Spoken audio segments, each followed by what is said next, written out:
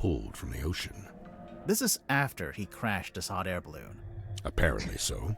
I wonder why he bothered to bring the basket into the submarine. Yeah, maybe he wanted to fix up his balloon and try flying it again. If that was his intention, he showed no signs of acting upon it.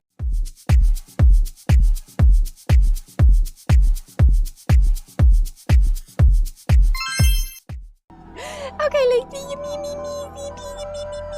the mermaid mask. Let's play the mermaid mask.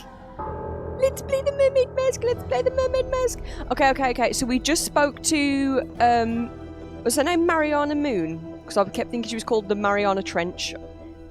And I think we just finished in her room. It's the cargo hold. It's made entirely out of wood. And? And we're in a submarine, aren't we? Yeah, that's not unusual. What's in these old wooden crates? I don't know. What did I tell you? Always bring... Yeah, we did that. I think we were done here. Didn't we ask you everything? Let me just double check. Oh, we didn't ask about this map of Silkworm. I see you've been enjoying my map. It's barely a map. It's closer to a list. What about the family tree on the back? Most of my research into silkworm has been focused on these two family lines, the Fellows and the Stone Tops. Seems like you haven't worked out how Mortuga fits into it. His name is just floating out there by itself. I'm not sure if he does fit into it, to be honest. Mariana, you've got a question mark there. Someone you don't know the name of. Ah, yes. Quite the mystery, you see. I'd heard about... We know her name. It's Freya. You're welcome. Oh shit, from Tangle Tower! Let me have a look at that again. Who wants to play BBO Bames! BBO! Hi, Neon. Also, Cam, not that. I can't even engage with that message because I'll probably cry. That's too much. Hi, Neon! Neon went live in the middle of the night last night to play horror games. Imagine my face when I woke up for work this morning and saw that Neon had done a sneaky stream in the middle of the night of scary games when I was fast asleep, all tucked up in my bed, surrounded by little many cats. Was the game good? I've only seen the first 10 minutes of the VOD. Did you end up having fun? Was it a good time? You're getting into it. Ooh. Yes, and yes, good. Okay. Okay, I look forward to seeing more. We're gonna have a little look at this because I'm a silly, empty-headed goose. My God, Freya!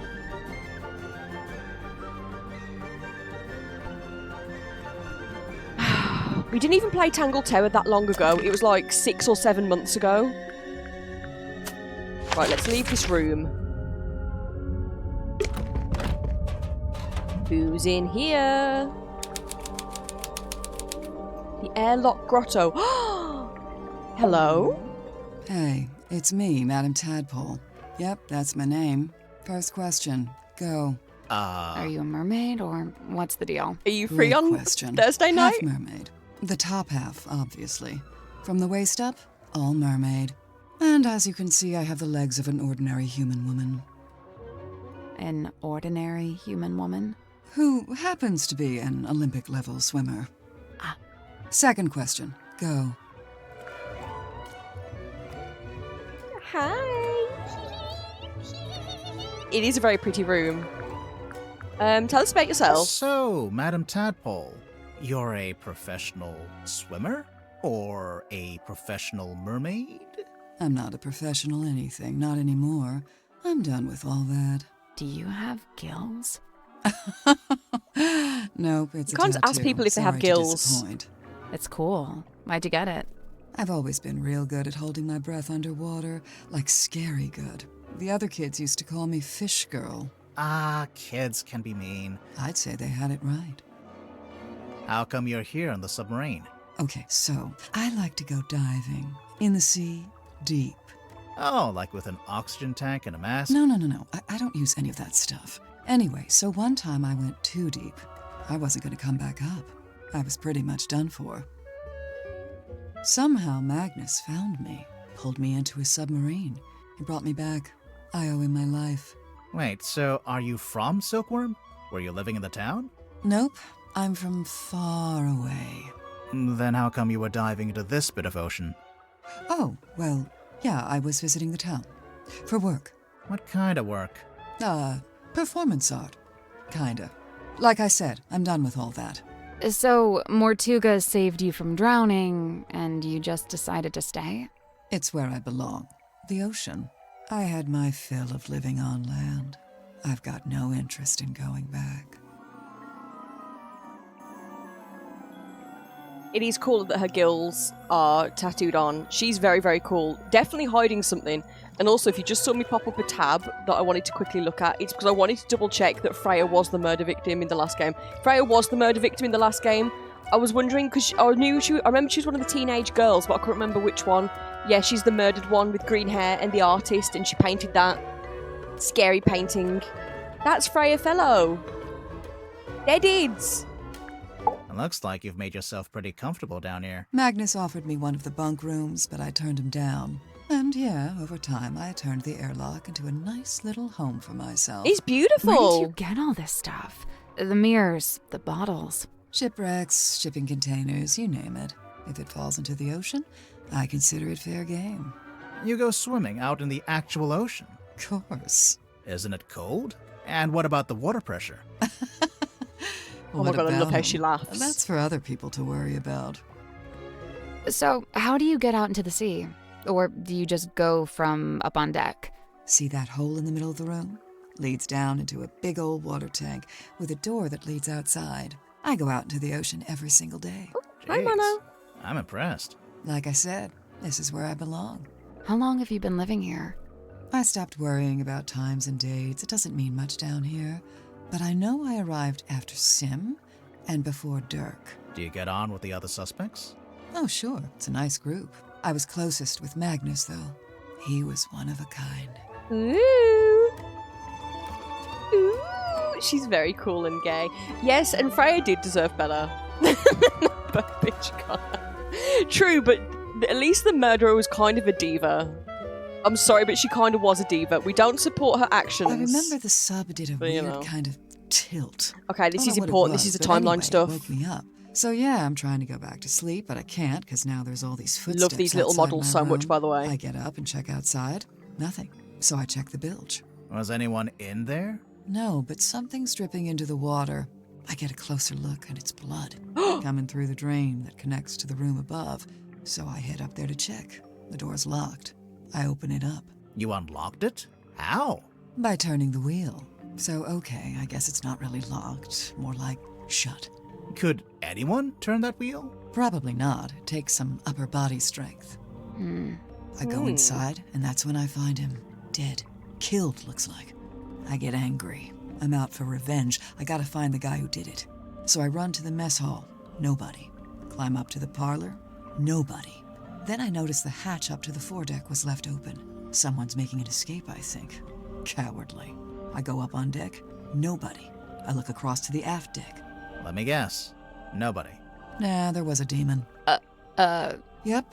Glowing eyes, single horn coming out of the head, like an antler, What? kind of. Was it a person? I don't know, maybe. What? It was dark. I could only really make out the eyes, and it wasn't looking at me. It was looking out to the side, at the ocean, I guess. Then Glasses? It starts talking. What did it say? No idea. Glasses and Alien hair? language. What? Okay, even I'm making notes now. This is the best statement we ever got. Oh yeah, there was this big green light. Not sure where it was coming from, though. It can't be anything good, I figure. Better put a stop to it. That's the So green I took light. one of the oars off the old rowing boat and threw it. Hard. Direct hit. Ah. Its head came off, pretty sure. I saw it fall into the ocean. What? Suspect vanquishes demon with improvised javelin. After that, the green glow went away, so now it's too dark to see anything. I want to be sure, so I jump off the side and swim over to the aft deck. But nope, nothing. Then I dive down past the back of the sub to take a look around. Did you see anyone? No. No. How should I put this? I'm pretty sure I was being watched. Like I could feel something was out there with me. I don't know. Sorry. Did you ever find the head of the demon or whatever it was. You said it fell into the ocean. Oh, yeah, I did, actually. It was right there, floating in the water. Turns out it was this leather mask kind of thing. A mask? Like a full head mask, you know, kind of like a balaclava. A Do you mermaid still have it? mask. Nope. I took it back inside the submarine, left it right here in the airlock, and, it's gone. I think it got stolen. That's, disappointing. Tadpole, you didn't finish your statement. Right. I left the airlock, told Cynthia to gather up the others and come up to the storeroom. Zephyr was in the mess hall. I told him to come too. So I go to the storeroom. Dirk's there with Werman and Sim. Everyone else shows up shortly after. So, you all gathered at the crime scene. What happened? Nobody wanted to admit to murder, so it was a bit of a stalemate. Most of the others made excuses and scurried off. Zephyr, Grip, and I stayed behind. I guess we were the ones who knew Magnus best. That's it. Story's over. Get out of here. Yes. So, yes, quick recap. If we click out of here, we'll come talk to you in a minute so I can show you pictures. Do you remember the demo? We haven't got massively past where the demo ended, so we're in a small seaside town. We get on board a submarine. Captain Magnus Mortuga has been murdered. Someone called Captain Seafoam has taken over, but we've not met Seafoam yet. We start meeting people aboard the submarine. So we meet Dirk Dansom, who is a 6'2" bodybuilding actor who's just done his first breakout role. He used to only act in commercials, but then he got cast as the main character in this guy's book. J.D. Werman, son of the mayor of this town, weedy little guy, but apparently a fantastic writer, wrote a book that was based on Magnus Mortuga, but he didn't disclose that it was based on Magnus Mortuga, but it very clearly is based on Magnus Mortuga. His book got picked up and made into a film starring Dirk Dansom. J.D. Werman is now working on the sequel, but he's not working on it very quickly, and the film company, W&W, what were they called? Something like Worldly and Whimsy, want that sequel out. So we think Dirk Dansom is here with J.D. Werman to make sure he finishes that book so they can make the second film. But J.D. Werman says he's here so he can write in peace. Dirk says he's here on break or something. Didn't he say he's just like chilling out or whatever? We've just met Madame Tadpole. Godric Grip is from this town originally. He used to own an aeronautical equipment shop. But then he decided to get in a hot... Why did he get in a hot air balloon? Why did he do that again? He's a bit mental. But it's fine. We're all a bit mental. It's fine. He fixes compasses and stuff. He's a bit tapped. He's an adventurer. He sells nautical equipment from the ship now. And yeah, he's another town local like J.D. Werman. And Mariana Moon is a wandering, meddling, gossip monger older lady who I love. She does, what do you call, like a storyteller?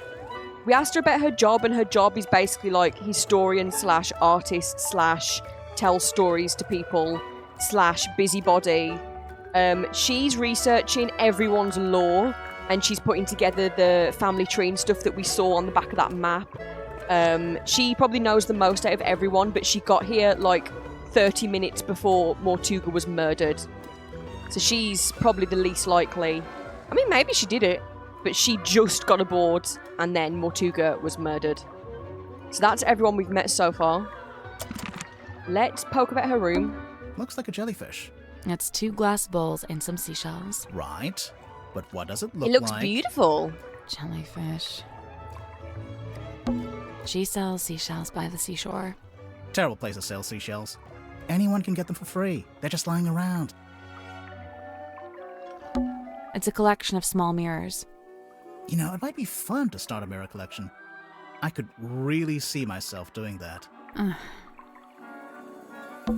Old glass bottles. Looks like they've all been salvaged from the ocean. Hey, this one has a message inside. Ooh. A glass bottle messily sealed with wax. A sheet of paper is rolled up inside. Curse in the cauldron. A small room within the bowels of the ship. His lifeless body lies in the shadow of an ancient stone cauldron. The cauldron's heavy iron lid has never been unlocked. It has never been opened. For all his strength, he ultimately proved powerless against the lure of the unknown. On this morning, the cauldron has been unlocked. On this morning, it is wide open. So that's exactly describing the murder that's happened. And that was how we found, well, someone, not us, found Mortuga and the cauldron. So that feels important. An ornate teacup. With an ornate crack down the side. Oh, that reminds me. I need to buy new towels for my bathroom. Sally, we're solving a murder here. Focus. What's this? It's a ladder. It doesn't go anywhere, though. I imagine it's for lowering into the hole so you can climb down. Oh. Or, you know, you could use it to display your collection of rusty jewelry. And what's this? Sally, how do you feel about swimming? Nope, not happening. Look down. Oh. It's a treasure chest.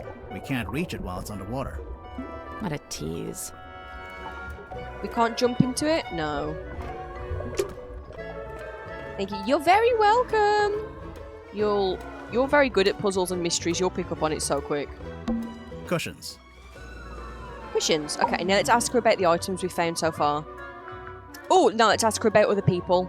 Tell us about Dirk's Dirk. got a little crush on me, pretty sure. Cute. He's a good egg, but he's I not love my that. type. I don't go in for the Boy Scout look. Now, if he grew a beard, then I'd be open for negotiation. Sure, I could see that. Sorry, could we maybe talk about Grimoire! something more relevant? Shut up, let them talk. Boo, boo, Grimoire. Also, good, I'm just saying, good for Dirk for being a big, burly, built man and being like, I want the tallest, builtest woman I can find. Up here for thinking. Now, when Werman got here, that's when things got interesting. Why? Because he's a famous author? Oh no, I don't care about that. I don't read pulp literature. Oh, right. Then what's so interesting? Okay, so, Werman's from Silkworm, just like Mortuga. And after he arrived on the submarine, Mortuga spent a lot of time talking with him. Wait, you think they knew each other from before? From when they both lived in the town? No, but I do think they share a connection. Like maybe they have a mutual friend or something? Something like that. Then it seems like Mortuga would have wanted Werman on the submarine if he had something to gain from it, even if it was just information. What information, though? What was Mortuga trying to find out?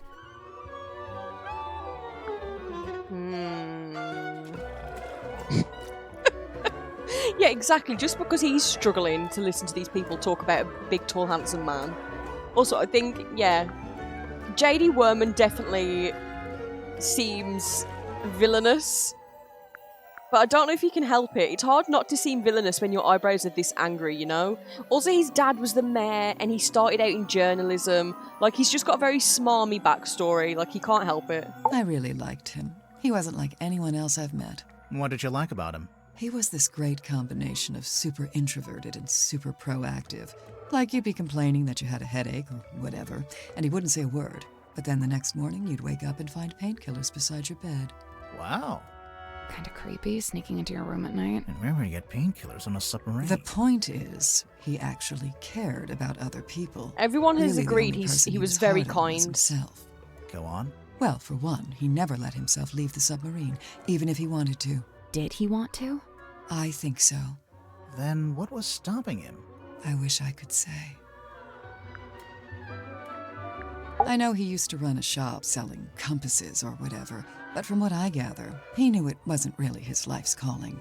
Although he seems to have fallen back into it, so I don't know what's going on there. Creature of habit, I guess. If Grip didn't actually want to work in a shop, what did he want to do? He wanted to be the navigator for the submarine. He'd probably be pretty good at that. Problem was, Magnus didn't need a navigator. Didn't want one. What? It's just, now that Mortuga's dead and there's a new captain. You're thinking Grip might finally get to be navigator? Under Cynthia? Maybe. I don't know. I don't think Grip wants to be Cynthia's navigator. I think he wanted to be Mortuga's navigator. Yeah, so I think that was kind of the gist of it. He sold paraphernalia and equipment, and then he was like, time for adventure! and got in a hot air balloon and immediately crashed it into the sea. I don't really know what he was thinking. I couldn't believe it when she showed up. I swear this submarine is like some kind of giant sink strainer. You know Mariana Moon from before? Yeah, we've crossed paths. We very briefly both worked for the same guy. What guy? Doing what? Performance art. Mariana's act was storytelling. What about? The show I saw was about the history of silkworm on sea, with a focus on all the rumors and urban myths. This was before I'd even been there myself. She even mentioned the rumor of the Mortuga submarine, how she'd been in Silkworm looking for it. What was the rumor? Just that there was supposed to be this haunted submarine with a captain who got cursed to live underwater forever. Sounds made up. I know, right? But that's the rumor about what happened to Magnus, right? Magnus Mortuga. Miss Tadpole, you said you were an Olympic-level swimmer. Oh, sure.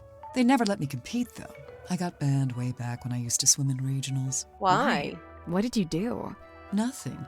They just decided I had certain physical abnormalities that made it unfair to the other swimmers. Oh, That really? kind of sucks. It's whatever. I never really cared about competing anyway.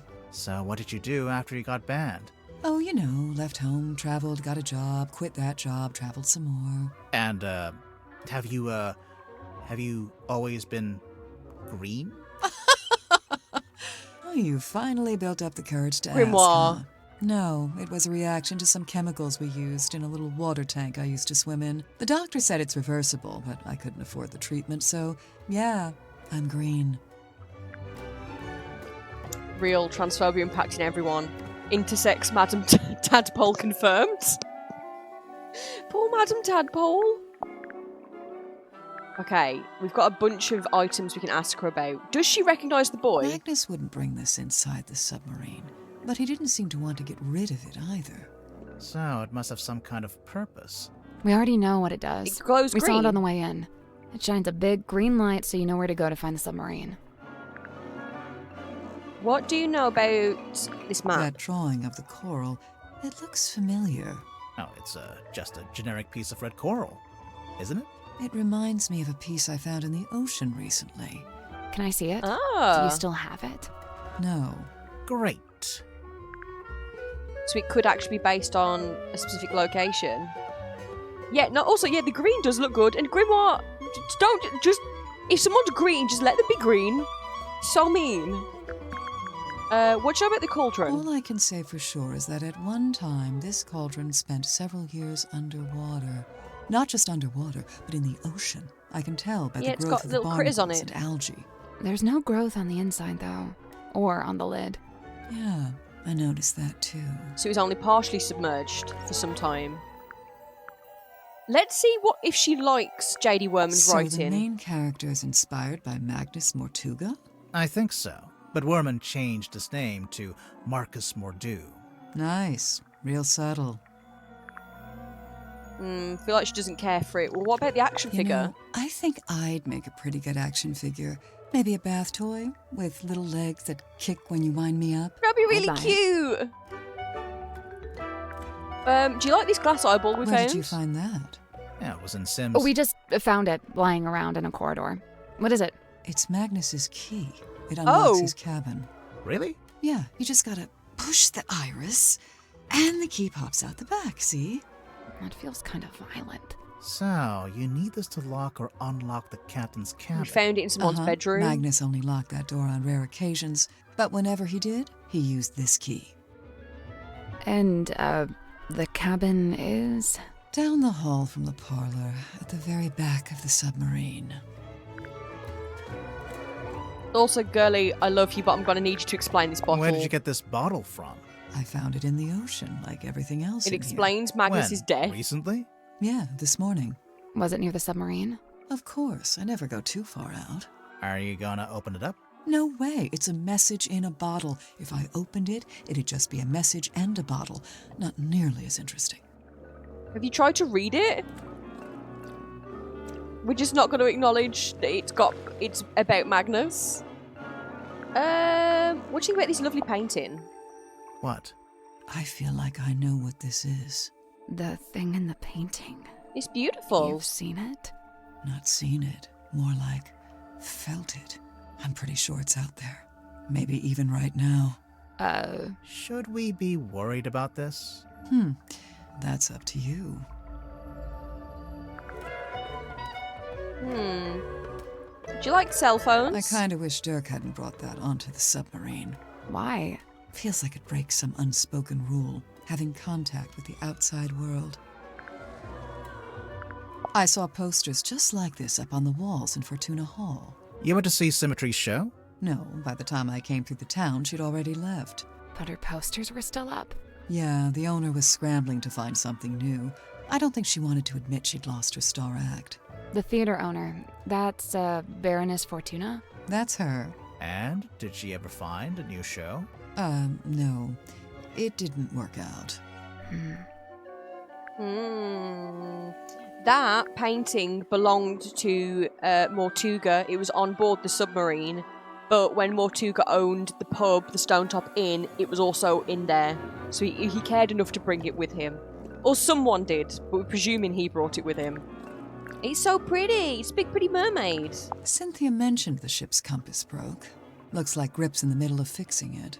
Did Cynthia say exactly how it broke? Or what was wrong with it? She just said it was acting erratically. Grip's got his brand figured out, huh? Kind of an 18th century vaudeville. How are we carrying this around with us? Even just the choice to use the word emporium. Where did you find this? Symmetry had it. Does it not belong to her? No, it belongs to Magnus. Just the front page? Or did he have the whole newspaper? Just this one page. Why is he so interested in Sim's old magic act? He's not. Then why would he have Sim's old magic act? Why would he keep an article about her old magic act? Interesting, it says her painting, very true. Is it her painting or her painting? Or her painting? Much to think about. I'm pretty sure Magnus kept this in the storeroom. He had it covering the cauldron, I guess? It seems likely. Just to protect it from dust? Or maybe he was specifically keeping it hidden. Well, not well. What have we not asked you about? Oh, the weird Dirk vitamin tried D. to get me to take these. He's convinced we've all got a vitamin D deficiency. He said that's why everyone on the submarine is, in his words, moody and weird. Maybe he spilled on that one, though. Silkworm on sea. Let's see. Yeah, so there's the pub. Magnus, Grip, Worman, There's Mr. Grip's old shop. Oh, and Sim. Those 5 are from the town. Or they lived there for a while, at least. You think they all knew each other from before the submarine? Magnus and Grip knew each other, I think. They lived opposite, see? Oh, yeah. Last thing, do you want to have a look at our case file? It's meant Cynthia to be had secret. to ask my help in writing this up. She wanted to put Magnus's age, but she didn't know it. How come you did? He and I were friends. I was really trying to get to know him. Were you friends who Sounds kissed? like that might have been kind of an uphill struggle. Yeah, he didn't really like to talk about himself. Are you friends who smooched? Okay. I do kind of want to see what's on that piece of paper. You can read it just fine. But what if there's something on the back? Huh. So what, you want to break it open?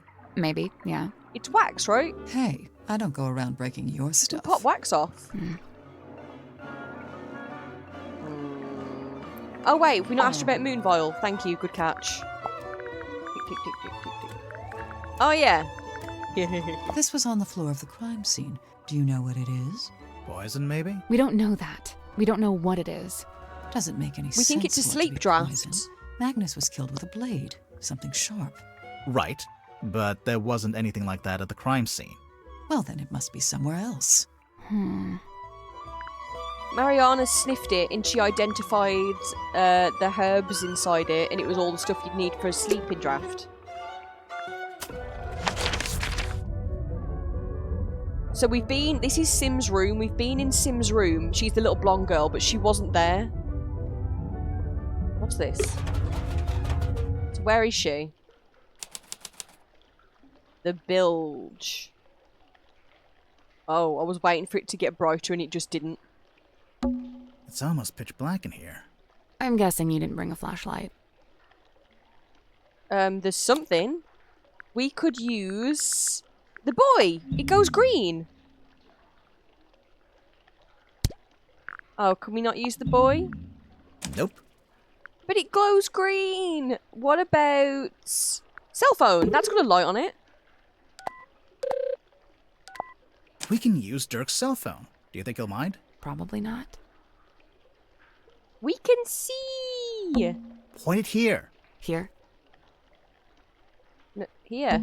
No, not there. Over here. Like this? Sally, please! I want to look what this machine is. Like a You're button. doing it wrong. Point it over here. Over here? Sally, what is this? A switch. See? I knew what I was doing. Dumb luck. It looks like some kind of dial. Let us look at it. Oh. Rotate the 2 outer metal dials and the 2 inner glass orbs. Okay, to what end? So we can spin this around. Oh! Oh, it's got 3 dimensions. Oh, so you grab the glass to spin it this way, and the metal to spin it this way. We're gonna have to make it look like this, aren't we? You know I can't do visual puzzles, okay, but we're gonna lock in and we're gonna try really hard.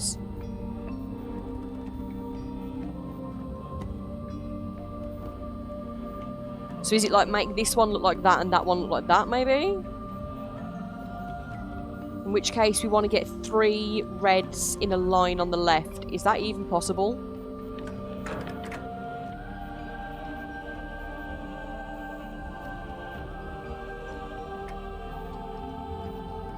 Yes, but I've got the white in the complete wrong position. I believe in you, thank you. Okay, not quite. I need to get those 2 whites to overlap. Oh. Wait a minute, I've made the bottom one instead.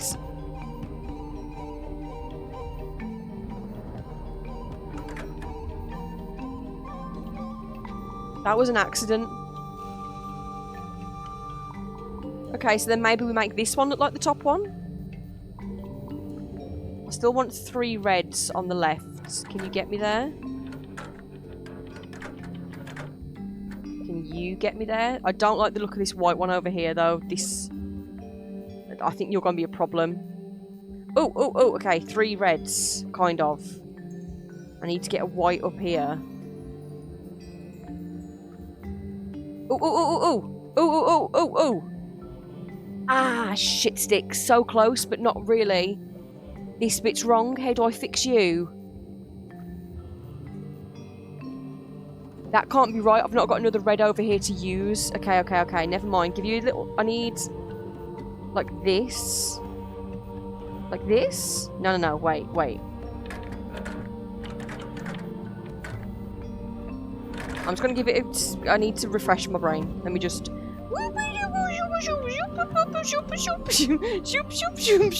Okay. Not whites love being in the wrong place. Okay.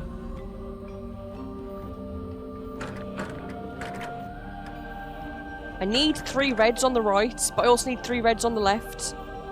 That's got to be our first port of call. How do we achieve that? 1, 2, 3, 4, 5, 6. Okay, so there are 3 reds, so it is physically possible. I just need to figure out...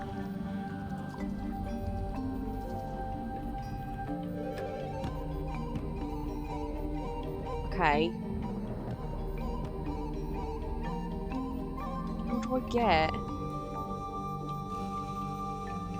Unless that was a fluke and this one isn't meant to be that one. But I feel like surely it wouldn't do that if it wasn't meant to do that. Do you know what I mean? Would the game be so mean? Wait a minute.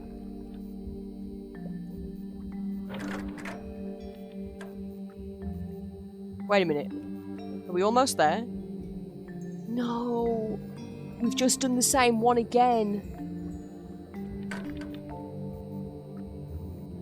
How the fuck have I done the same one twice?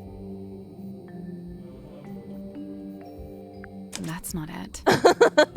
Sally, please. So we can rotate the glass orbs, and we can turn the outer dials, which also rotates the glass orbs, but in a different way. Maybe left will be easy for the top one. Yeah. Yeah, so if they both match up... Okay, we try again. This one does have 6 red balls, so it is theoretically possible. Okay, I want to get...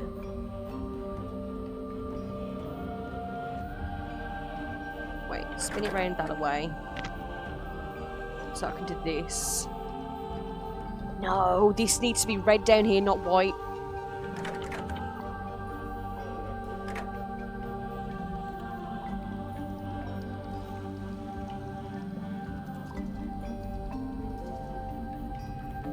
I'm almost so close, but so far. Right, let me turn you around this way. Let me just spin you the complete opposite way.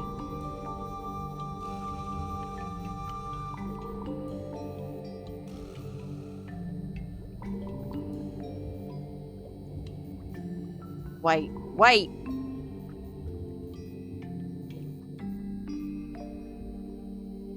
I did it. We did it. Good job. We did it. We got there.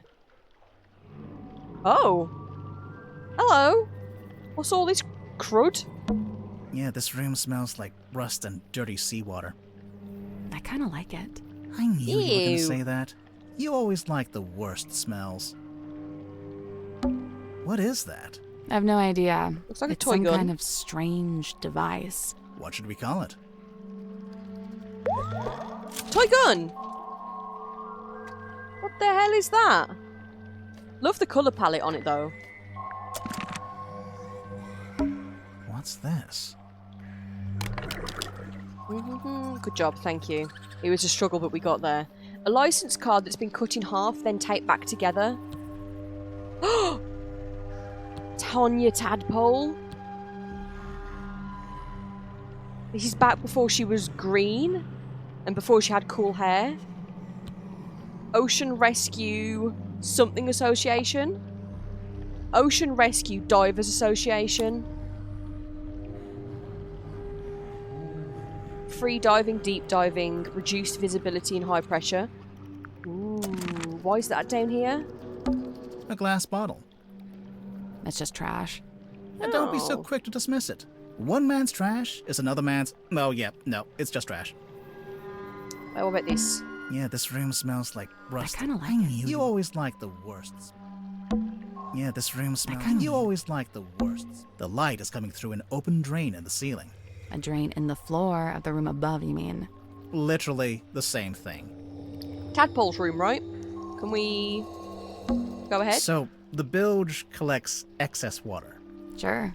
meaning water is getting into the submarine from the outside. Oh, I don't want Let's to think not about that. think about it. Yeah, let's not think about that. Can we go further in? Oh, wait. So I thought up above this might be Madame Tadpole's thingamabob here, but does it go up to there? Why can't I go down We can't here? get in there right now.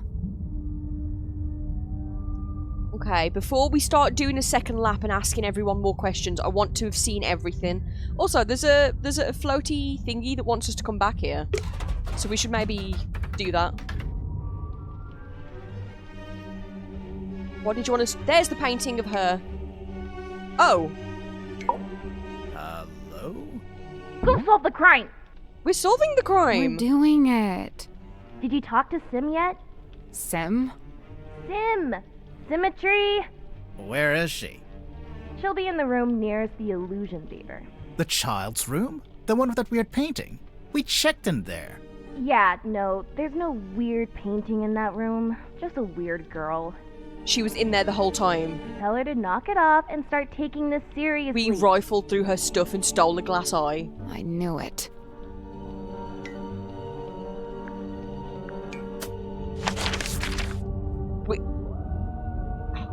Well, we might as well look at this last available room before we go and ask her about that. Hello? Can I poke around? No, I should be polite. Hello. Hello? Sir? Two strangers, emissaries from the world above. Yeah, hi. I'm Detective Grimoire, and this is Sally. State your business, and speak only the truth. Well, You're intense. we're here on the request of the captain. Impossible. The captain is dead. Unless you received a missive from beyond the veil. No, the new captain. I should have foreseen this. But now that I'm faced with it, it seems inevitable. No, sorry, she meant the new captain. Captain Sifo. Cynthia. She's asked us to investigate the murder of Magnus Mortuga. We have to talk to all the suspects. Speaking of, can I ask your name? Zacharias Zephyr, the Dream Doctor. A dream doctor? Good name. I don't think I've met one of those before. That is correct. You have not. I alone hold the title. Because you made it up? That is correct. Not Woods. So, Dr. Put the light on. what does a dream doctor do exactly? He studies the parapsychological qualities of dreams. Parapsychological? Yeah, that's like psychics and telepathy and stuff, isn't it? How does that relate to dreams? Dreams are transmissions comprised of spirit energy from He's another tiny, dimension. tiny hat. Oh, sure. I mean, that's common knowledge. What kind of other dimension? Spirit energy originates in the spirit What's realm. with the one of glove? course. Like the afterlife? That is but one of many names. So, have you made any kind of discoveries or breakthroughs? Nothing I can meaningfully explain to you in your current state. What about all the stuff in here? What does it all do? Specialist instruments, most of them too complex or too subtle for you to comprehend. I Damn. don't know. It mostly looks like a bunch of old junk. It is an unrivaled collection of rare artifacts. All right. What's the rarest thing you've got? My rarest items are not for the viewing public. Okay, now I have to see what they are. The pull of the unknown. I realized I should have lied and showed you something of middling rarity to throw you off the scent. Yes, you should Lesson have. learned, huh? How come there's a room like this in the submarine anyway? When I arrived, it was but a simple infirmary. After I set up my equipment, we renamed it the Dream Chamber. And how long have you been here? I was the first person to be invited on board. I joined Magnus here shortly before the submarine's maiden voyage. So, presumably, you know why Mortuga became a submarine captain? Why? Yeah, like, where was he going? What was he doing? He simply told me he'd acquired a submarine and would be living in it for an undisclosed amount of time. That's all he told you? Yet surely there was more to it. I don't doubt it. He was a man of secrets, every bit as much as I. So when you started off, it was just the two of you. But now it's, what, 8 people? We were 9 souls, now 8. I'm not counting either of you. Yeah, I figured. Why did Mortuga want so many people on the submarine? Only a few of them were invited on board by Magnus like I was. The others crossed paths with him merely by the winds of fortune. The last dream before waking. A single phase. Non-lucid. Focus is soft but heavy. All is dark. The endless void. A low voice speaking a forbidden language. Look at him, little Emerging bee. from the beshroudal of the night black sea. A face. Larger than I had known a face could be. I awake. The room is bathed in green light. A green light? Like from the wooden boy? Not dissimilar, but 1,000 times more potent. I leave my chambers, heading for the airlock in which I have some business. I meet Cynthia in the parlor as she emerges from the control room. I notice she is clutching the ship's compass. She also appears visibly upset. Like me, Cynthia is on her way to the lowest deck. She departs and I follow behind. I wait as Cynthia converses with Madame Tadpole at the base of the second ladder.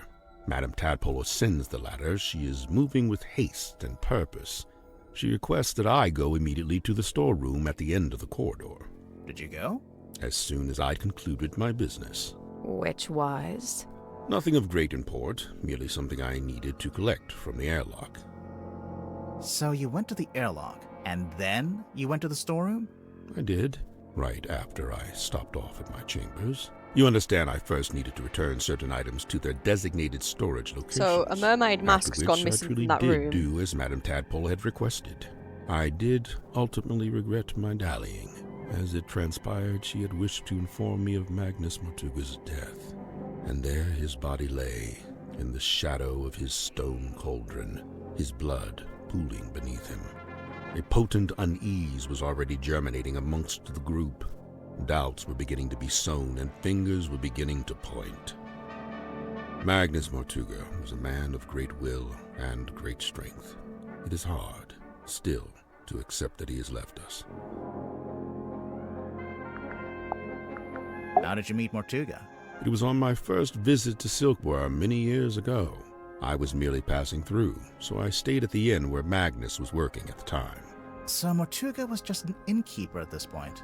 Not even. The innkeeper was a woman named Felicia Stonetop. Ah. Magnus merely worked under her charge. The two of them split their time between running the inn and running a small sailing ship. Sounds like quite a nice life.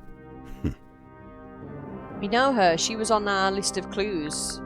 I noticed Mr. Dansom was quite determined to hold conversation with Magnus. What did Dirk want to talk to Mortuga about? Nothing. It was the act of conversation itself he was after. First-hand experience of Mortuga's mannerisms, affectations, and vocabulary. When I inquired as to why Mr. Dansom held fascination for such things, he said simply, research. Yes, Dirk isn't as daft as he looks. He knows that J.D. Werman's book is based on Magnus, even if J.D. Werman won't admit it, and he changed the names and everything. So Dirk is not as silly sausage as he looks. Yeah, also Mortuga being kinda... You're not wrong, but he's dead. Oh my god, you shouldn't say it. He joined us about a week or so after we first left port. He caused problems almost immediately. How come? Me. Godric made some kind of official request, but Magnus had denied it. Their disagreement was something to do with navigation. For my own sake, I stayed out of it. Yeah, he wanted to be a navigator, we think. And Magnus said, I don't really need one. And Godric said, It is hypothesized that Miss Moon was embroiled in some form of deal with Magnus Mortuga. What kind of deal? What would she give him? Money? His heart beat not for money and things. What did it beat for? People. Kinship. So, Mariana gave him a person. Maybe information about a person, or how to find a person. yeah, because that's her whole thing, right? Not now. You go in the corner and think about what you said, Camilla. I have a curious observation about Mr. Werman. Oh my god, go off. Unfortunately, I haven't had the time to perform an analysis, let alone propose a hypothesis. That's okay. Just tell us anyway.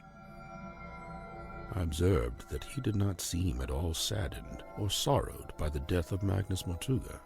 You can't know that. Some people don't always show emotion on the surface. Real. Of course, quite true. However, Mr. Werman did display an emotion. Relief. Relief?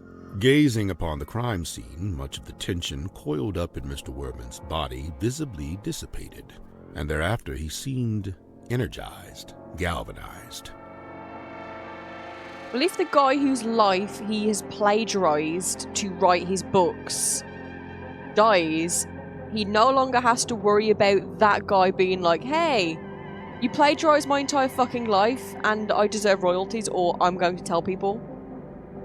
Or maybe he just, like, because Magnus was, like, so hot and powerful, he had that, like, you know, that kind of, like, small man syndrome, where when there's, like, a way cooler, hotter guy around, this sad guy will get extra sad, you know? You know, not actually sitting on a chair in the corner. Not crybaby chair. That's a beautiful emote. It really is fortuitous that Madame Tadpole found her way to the Mortuga submarine. Not only is she unusually well suited to living within the confines of the ocean, but she was also unusually compatible with Magnus Mortuga. Were they As far as I know, the smooching? two formed a sincere friendship. Okay, no Huh. smooching, that's fine. I wonder if she knows any Still of his good for them. secrets. She may just. I'm Think to she believe does? Tadpole had taken it upon herself to discover the source of Mortuga's internal anguish. In her words, she wished to understand him so that she could help him. Aww. It was in the course of this endeavor that she begun scouring the ship for information.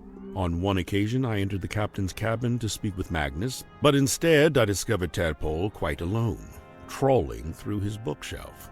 I asked her what she was looking for. She said she didn't know.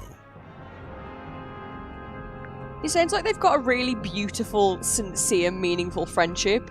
And I'm here like, haha, were you kissing? Ha ha ha. So, I'm the problem. Dr. Zephyr, I'm guessing you don't have an actual doctorate. Correct. I walk not the path of formal academic recognition, not for lack of trying, you understand. 8 separate institutions turned me away, asserting that my ideas were, quote, incompatible with our modern world. They forget, of course, that the modern world is a fleeting and ever-changing thing. What courses were you Indeed, applying all to? of history's greatest scientists battled with such short-sighted stubbornness. So, you want to be one of history's greatest scientists and fundamentally change how we view the world? Is that so much to ask? I mean, yeah, It's a bit. it might be. So then how did you end up studying dreams? It was the result of acquiring a particular specimen. It opened up new ways to study the subconscious mind. A specimen? Like what? An animal? Yeah, I'm picturing like a lizard floating in a jar of formaldehyde. Something like that. So what are you working on now? Here in your dream chamber? I'm studying subconscious spirit transmissions, analyzing their meaning, their intention. Do you need to be in a submarine to do that? Of course not. However, positioning myself here affords me other opportunities. Like what? The possibility of studying the most important specimen of all. If her transmission could be analyzed, Ah, the big thing in the sea. it would be an unparalleled discovery. Her? She is all that stirs in the minds of men that they shall never know. A being known only as the Mermaid. A person? I've told you all I know. Then apparently you don't know much at all. Damn, Grimoire. Grimoire got no manners. I mean, we knew this about him. We love him anyway. Do you like this book? A bit of light reading, It's a book about a hex. So I see. A charming pulp adventure by the looks of it. No, before we ask him more about stuff, let's poke about his room. Because we might want to ask him Wonder about something how he it gets finds. electricity. Yeah, I would recommend that you don't wonder about that. The beautiful ceiling. It's a big dome. All the light coming from the top gets filtered through the pink glass. It gives the whole room a really weird vibe. I like it. Now just take a look in this cabinet. Watch out for spiders. Yeah, I don't think there are any spiders. We're on a submarine, remember? I do seem to need constant reminding. If you found a spider on a submarine, what do you even do at that point? Because I feel like at that point you'd have some sort of responsibility to keep it alive until it died of natural causes. Because it's not in a natural environment, you've basically kidnapped it by accident. What would you even do? Not die. I mean, fair. But there's some other steps we could take first. A set of small glass bottles. Poison? Might just be perfume. Probably perfume. I'll meet you in the middle at poisoned perfume. Oh. Anyway. Oh, I'm meant to be doing a puzzle. Hang on. Drag the bottle caps and swap them to the correct droppers. Oh.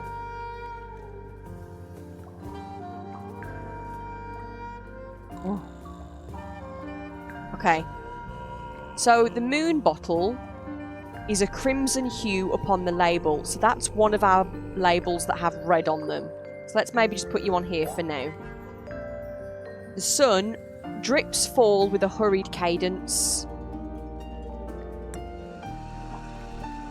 No, that's quite slow.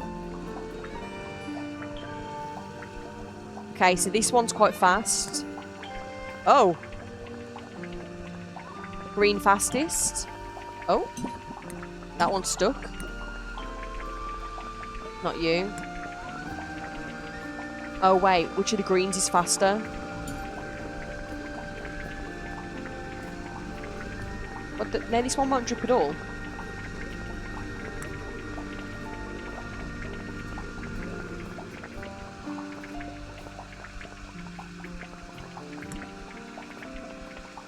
They both drip very quickly. We'll put it on this one for now. Upwards arrow. Aerated with effervescence. So that's something bubbly and fizzy and dissolvey, right? So we've got 3 that are bubbly, fizzy, dissolvey, so we'll just leave it where it is for now. The hand, gluttonous viscosity, so something thick. I mean, is this one quite thick because it won't drip?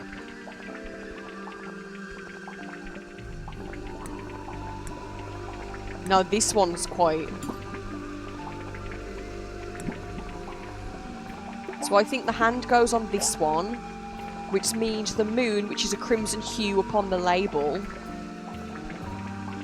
But that could be a crimson hue upon the label because the letters are red. Or is that pink?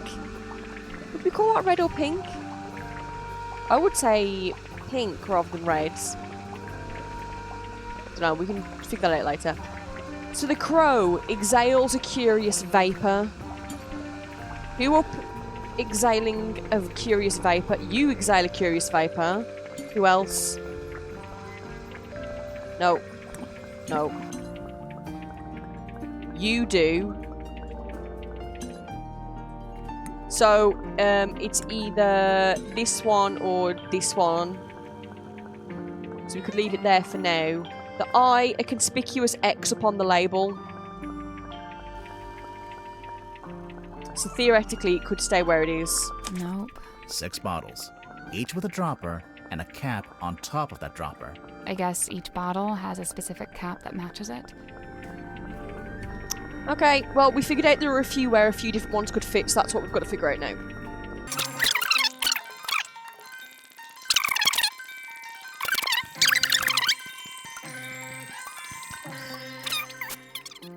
Crimson hue upon the label. Just for shits and giggles, we'll put you there. Drips with a hurried cadence was that. Aerate with effervescence could be multiple, but we said this one, because it's bubbling. Glutinous viscosity was this one. Exhales a curious vapour.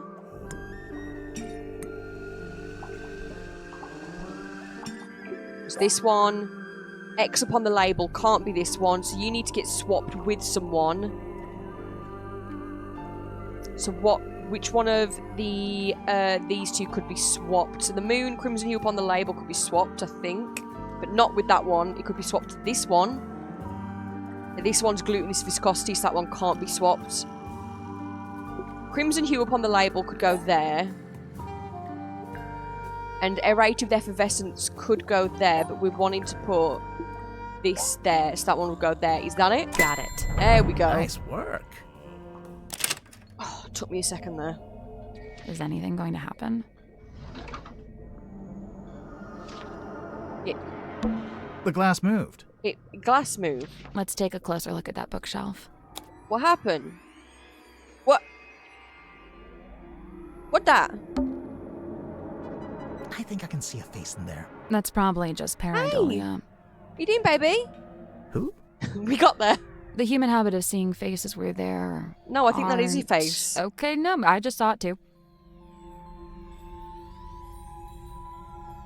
One of the cats just yawned and made a little squeaking sound as they did, and it was really cute. Yeah, you, Momo. Oh, my little babies. A Ghost Rises Before Me by Joseph Jenkins. A Ghost Rises Before Me. The Magician of the Soul by Annabelle August. This one's not really a book. It's like a pamphlet. Looks more like a magazine. Ooh! A small booklet found on the bookcase in the dream chamber. His golden palm. The mermaid's tongue. That's why he's got shoved behind his bookcase. Lillian's lockets. Silver snake's skull. Yeah, that 100% is the mask. So, his mask, for whatever reason, was in the ocean. But hypothetically, it was in the ocean because an invader was wearing it. And Madame Tadpole knocked it into the sea when she attacked the invader. And she then put it in her bedroom. How would Zephyr know it was there to go and get it, to bring it back to his room? Anyway, Lillian's locket. Lillian Lucian was a witch of some infamy before her untimely end at the hands of a curse. Some say the locket protects from curses, others suggest it absorbs them, imbibing their power. Silver snake skull. The disembodied skull of the mysterious silkworm serpent. Notably, it has no eye sockets. Use discretion as several high-quality fakes are in circulation. His golden palm. Made from an unknown material 90% similar to gold, the hand is said to be able to touch ghosts. The mermaid's tongue. Said to facilitate communication with she who lies beyond the veil. Requires a special key to operate. Both the key and the mermaid's tongue itself are rumoured to be lost at sea. Name your price. That's very interesting. We will be asking him about that. Divine Exolinguistics by Mary Morala. Lots of It is alliteration. Speaking, if you are listening, by Carl Cavendish. Tag yourself. The Seven Secrets of Onirology? The Seven Secrets of Onirology by What the hell is Edward that? Edmonton. Study of owls? What is that? Prophecy from Parapsychology, by Halcyon Hardwick. I want to touch the mask. I think I can That's see- probably Who? just the human habit. Okay, no, I just saw it too. I want to A touch the dusty old mask. cloth. Who's there? We got an achievement for finding that. What's on those wall charts? Sacred geometry. Is that a heavy metal band? I mean, probably. Big glass bell jars. Love a big Creepy glass bell thing jar. inside. If I had a penny for every time we go somewhere and there's big glass bell jars with creepy things inside. 2 pennies. I can't see anything important on these shelves. Good, because I couldn't reach the stuff at the top if I wanted to. Real. And it's a weird metal helmet. It is the dream helmet. Of course it is. The dream helmets. A peculiar piece. Sorry, I was staring into its eyes, wondering if that's what the invader could have been wearing, but this wouldn't match up with the coral they thought they saw on his head. Anyway, a peculiar piece of equipment found in Dr. Zephyr's dream chamber. A large brass funnel is attached to the top of a pair of leather goggles. Curiously, the goggles are fully opaque. You can't see anything whilst you're wearing them. Onorology is the study of dreams, bridging neuroscience, psychology, and biology to understand how and why the brain generates dreams during sleep. That sounds fun. That does sound like a fun topic to research. It's a weird crystal orb, It is the fog ball. Fog ball. if you say so. Fog ball. A strange glass ball found in the dream chamber. Something swirls inside of it. It's battery powered. Diva, your dream ball is battery powered. Let me pull on this. It's got something taped to it. Let me pull on it. I can't pull on it. The cabinet's full of scrolls, but, Can't think of an excuse not to read them. Not what did you call me? You heard they're me. too Fog ball. fragile, maybe? Hell, just say they're blank. No one will know. What's this? It's a weird glass bottle. Alright. It is the hex bottle. Hexes are in there. Yeah, I knew that. A glass bottle with a strange object floating inside, found within the dream chamber. A subtle floral smell is gently emanating from within the bottle. Why is it pulsing? Of course I'm going to shake it.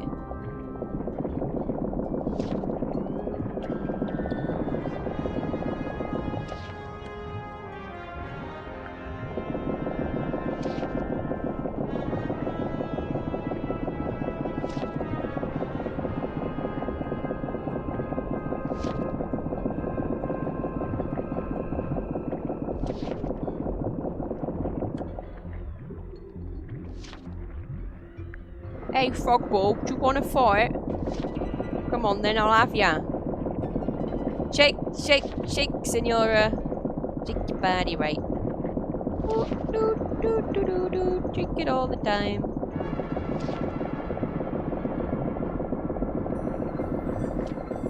I'm convinced the game will do something if we click it like 100 times.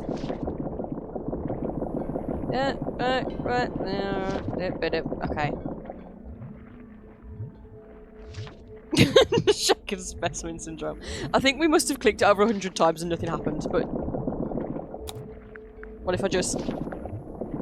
Cannot. Okay, I think we've... Oh wait, the bed. We've not clicked on the bed. Tired? I worry if I slept in that thing, I'd get transformed into a monster or something. I worry that sleeping at a 45-degree angle would be bad for my back. Old. You are old. Sally said it, not me. Okay, Okay, I think we've inspected. Let's ask you about things and stuff. What's this? Okay, I'll bite. What's a hex bottle? I shook It it a is a lot. glass container with a hex inside. A hex like a magic spell. Is it bad to shake it? I've been forthcoming thus far, unusually so for a man of my nature. However, certain things I shall be keeping to myself, That's the same with my brain during all especially if it has no puzzles. bearing on your investigation. What if we can prove it's got something to do with the murder or the crime scene? Ah, well then you'd have forced my hand, wouldn't you? I don't think the hex caused the Where do murder. you get this from? It is on loan from Miss Silkmoth. So it's for some kind of magic trick. I thought it was a crystal ball, like a fortune teller would use. Indeed, it is a divining orb, of a sort. However, I am not using it to see into the future, for such a pursuit is naught but folly and nonsense. Right, but I'm sure whatever you're using it for is totally rational and sensible. Do not question the orb. I'm always telling him that. And she's always saying that. How come the goggles are blacked out? It is a weighted sleeping mask. To induce REM Bloody sleep. hell. Correct. Talk about What's weighted. REM sleep? That's the kind of sleep where you dream. Aha. So what's the big funnel on top? It is an energy filter. So it filters the dreams as they come out of your head? The opposite. It filters the dreams on their way into your head. Correct. Oh yeah, dreams are transmissions from another dimension. I forgot. But what's the point of filtering them? What does it do? To study the transmission, it is first necessary to change the format of the energy signature. Oh, like when you change a WAV to an MP3. This is a syntax with which I am not familiar. Dude, that's like 90s. There is no reason for you to not know what that means. Where has he been living with his tiny little hat? Look at his tiny little hat. I can see his tiny little hat peeping over right now. Look at his tiny hat peeping over. Okay, so we've asked you about your stuff. Do you know what this is? A shrink ray, I assume. What? It actually does look like a shrink ray. It does. All right, Grimoire. I'll be the guinea pig. Zap me. Of course, it could be an enlightenment ray. Perhaps you ought to zap me instead. No one's getting zapped. Oh, Grimoire, such a buzzkill. I believe this to be a depiction of a being known as the Mermaid. However, I've nothing to What if we compare pick his it with, nose? as it's the only depiction I know of. It doesn't look much like a mermaid. It doesn't look much like anything, really. Except for the fact it's got a face. At least, I think that's a face. Stories alluding to such a being were the reason I traveled to Silkworm in the first place. However, I was disappointed to discover that nobody in town seemed to know what I was talking about. It seems to be a secret held by only a very select few. We can't ask him about the mask in his walls, because I would really like to ask about the mask in the walls. This is where I first learned about Miss Silkmoth and her residence at the Fortuna Hall Theater. This was after you'd started living in the SUBmarine. Correct. So Mortuga had the newspaper on board with him. Only this solitary page. Why? Somebody's been trying to piece together Silkworm's history by the looks of it. We noticed Mortuga's on there, but his name's not connected to anyone else. Did he ever talk about his family? Or where he came from? He never spoke of his heritage, no. The ship's compass. I witnessed Cynthia carrying this from the control room the night Magnus was murdered. Yeah, I think it broke. She was taking it to get fixed. Odd, it's never broken before. There must be a connection. What caused it to go kablooey? Dr. Zephyr, is this yours? I don't immediately recognize it. You sure? It really looks like something that'd belong to you. Of course, I do concede that I have many similar bottles here in my dream chamber, so it's wholly possible that it originated in my collection. Nice answer. Totally non-committal. That belonged to Magnus Mortuga, but I suppose it should pass along to Cynthia. Cynthia doesn't get all of Mortuga's stuff just because she took over as captain, surely? Of course not. However, I imagine at some point Cynthia may wish to unlock the captain's cabin. She'd need a glass eyeball to do that? Naturally. While it holds the pretense of being an eyeball, in truth, it is a key. We already know this. Why is it still encased in polypropylene? Makes it more valuable to a collector. I'm sure that you get it. You're a kind of collector, aren't you? I collect only one-of-a-kind items, and only those with significant provenance. Technically, this does have significant provenance, since it's owned by Dirk, and he's the actor who plays the character. Oh, yeah. If only it hadn't been torn in two, then I could be sure. Of what? The branch of red coral at the base of the map. I'm wondering if that's the treasure you'd find if you traveled to the X marked in the center. I have no interest in such a device. It is merely the debris of an exoteric society. It holds no energy. Sure it does. It says right there. Battery, 23%. Sally. It's an incantation sealed in a glass bottle. Incantation? Traditionally, you might bury such a thing under the floorboards of your house to protect from black magic. What about if you threw it into the ocean? Would that do anything? Likely it would have no effect. The ocean is simply too large to be held to account in this way. The ocean is too big to be held to account, when you think about it. Before we left port on the submarine's maiden voyage, Magnus asked a favor of me. He wished for me to venture into the Stone Top Inn, collect this cauldron, and bring it on board. Why couldn't he do it himself? He'd have been strong enough, surely. I'm not sure exactly. I was already preparing to bring a large amount of heavy equipment on board. I suppose Magnus considered it logical to fold the cauldron into that set. Was it shut? I don't buy that. And locked? Shut, locked, and covered with the sailcloth.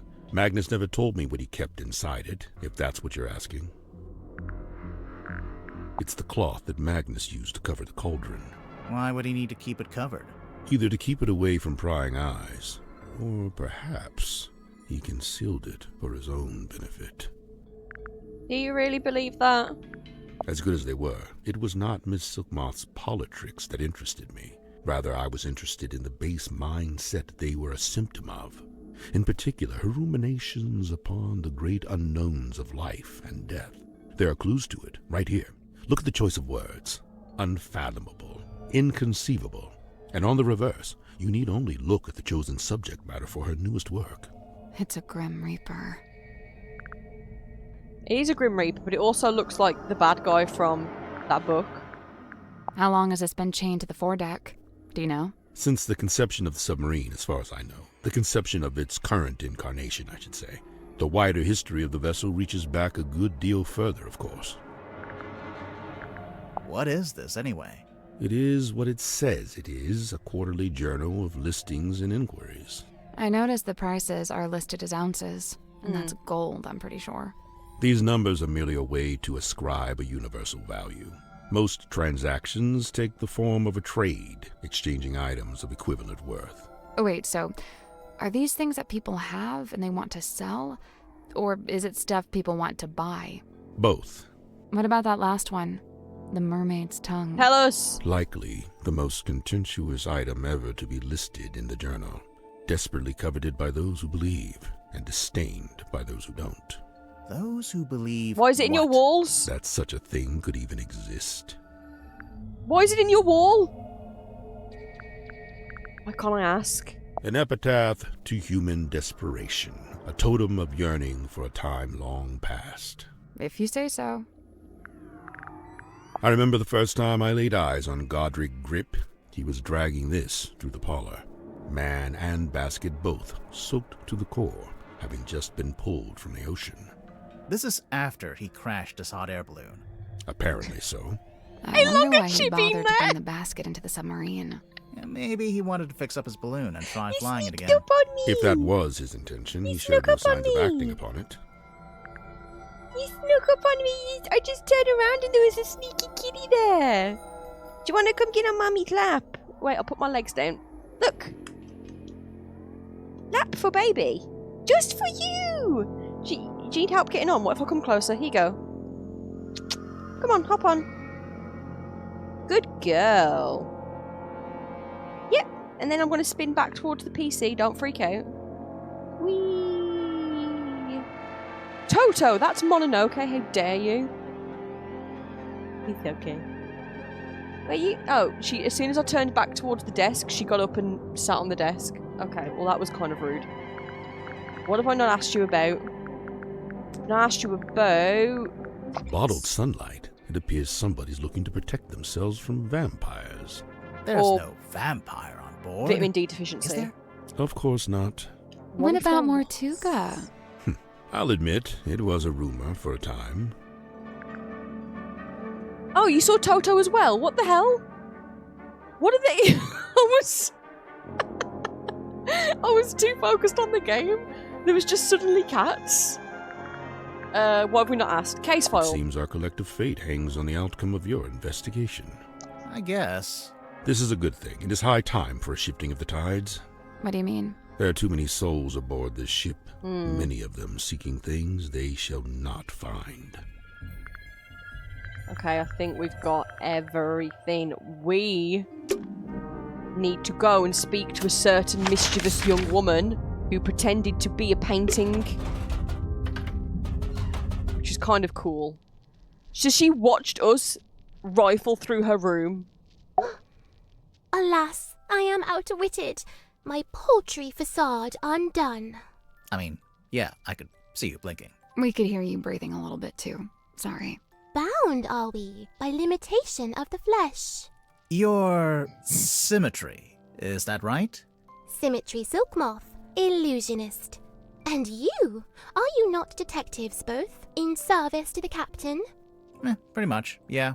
And should thou find me guilty, what punishment awaits? We don't really plan that far ahead, to be honest. Will we find you guilty? My heart is burdened heavy, true, but not from murderer's guilt. Okay, glad to hear it. Technically, she just said she isn't feeling guilty. She didn't say she wasn't guilty. Symmetry? What's going on? So you're an illusionist. What kind of tricks do you do? My magic act is theatre-born and played upon a stage. Oh, like with big props? Smoke and mirrors kind of stuff? Smoke and mirror, crate and cage, doors and doubles both. How long have you been doing it? Since approximate 12. I'm now approximate 18. Approximate? My sum of years I cannot say. Time hath kept no count. Oh, okay. Do you only do big stage magic? You don't by any chance do any close-up stuff? Grimoire, she's not here to perform for you. Cast thine eyes upon this card. On its back an image clear, a duck or rabbit's form. Think hard and choose with Okay, steady mind. everyone do and it. I'll predict the course of fate. Okay. Wait, do I have to click? Oh, I have to. You guys think, but I'm gonna click. Okay, I'm gonna think about a duck. Okay, I'm thinking about it. That's the trick. Sorry, but this is like the most basic optical illusion. There'll be a drawing that looks like a duck or a rabbit, depending on how you interpret it. Oh, What does it say? it's text. That's the trick. Sorry, but this is like the most basic optical illusion. There'll be a drawing. Okay, I get it. Very good. Well done. Oh. Not theatre kids. She doesn't remember her own birthday. She doesn't know it. How did she end up in Baroness Fortuna's show? Where are her parents? Who's raising this strange Is this your creature? bedroom? My chamber shared with Cynthia Fair. Take a left down the hall. Oh, so this room is, what exactly? My place of toil. What are you Playroom. toiling on? Many a thing, all a manner of things. Keeping busy, huh? I must remain of some use, lest I should become useless. What would happen then? Surely I'll be tossed into the sea, where I will promptly perish. Uh, Thereupon my listless form becomes a meal for a passing sea turtle. Symmetry. But oh, the turtle finds me scant sustenance, and he too will perish. Oh and we'll no! both be dead She's too forever skinty to feed and the Symmetry. turtle. I'm still not convinced, and I mean, it won't be this, but I'm still not convinced that her whole mirror double trick isn't that there's two of her. The whole, that's very Nancy Drew though, that's very old school detective fiction, but they're secretly a twin thing is so funny. Scene opens. Oh. SUBmarine interior. Symmetry lies awake in bed. This isn't We're appropriate. Really doing it like this. This is not She is appropriate restless, symmetry. wrought with guilt. guilt about what? A sudden movement of the submarine wakes Cynthia. Cynthia, noticing Symmetry. Oh, you were already awake. What is wrong? The two young women briefly talk to one another. Not gonna give us that bit? Cynthia, getting up. Oh, I must go and inspect the control room. Exit Cynthia. Symmetry lays in bed a little longer. Symmetry getting up. Oh, I must return to the Illusion Theatre. Lots of owing. I cannot bear it. Return? The Illusion Theatre. Oh. The door is already open. Symmetry sees Captain Mortuga laying dead on the ground. She screams. She also sees a large face passing by the window. What? A face outside the submarine. Enter Dansum and Worman. Dansum. Oh, my dude, this is crazy. Worman says nothing. Enter Madame Tadpole. In her wake, Mr. Grip, Cynthia, and Mariana. And after a short while, Dr. Zephyr. Madame Tadpole taking charge. Oh, which one of you is the murderer? Tell me now so that ye may be punished appropriately. I'm sure that's exactly what she said. Exit Cynthia and Symmetry. Cynthia, visibly nervous. Oh, but who will become captain now? Symmetry, pondering. Oh, do you think Mortuga wrote a will? Not a bad question. The two young women attempt to enter the captain's cabin, but the door is locked. They decide to visit the control room instead. Cynthia is now moving with urgency, and Symmetry is lagging behind. Cynthia emerges from the control room. She is holding several sheets of paper and the captain's logbook. Cynthia goes down the ladder. Symmetry follows behind. Outside Worman's bunk room, Symmetry noticing a piece of paper on the ground. Oh, surely this was dropped by Worman, as it is from his typewriter. I shall return it to whence it came. She places the paper back into the typewriter. Symmetry returns to her bedroom. Scene ends. How do we know that that's where it came from, and not that it was dropped by Cynthia? Tell us about You you. look kind of pale. Are you getting enough to eat? Alas, by flesh and frame and bone and blood I set but little store. Yeah, that's what I thought. So what do you set store by? Oh, like, what are my interests? Yeah. Enwrapped, enthralled, of cloth-in dolls, of effigies, of twins, Okay, sure. of glass and gleam, of mirrored eyes, of phantoms falsely cast. Fine. Mirrors, okay. Oh! Of what if aught doth lay beyond this fleeting form of flesh? Huh. Death? Symmetry Silk Moth, number 4, the unblinking eye. What? I'm sorry. I'm meant to know something about this. Is it detailed in here?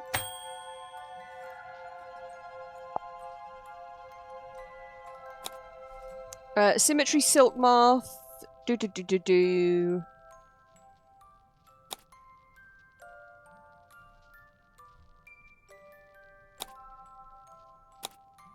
No.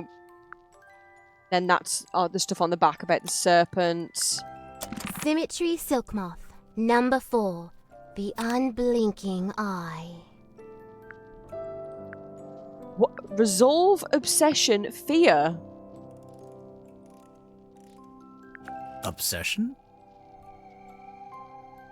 I've not got the slightest what they're asking about. I'll be so real with you right now.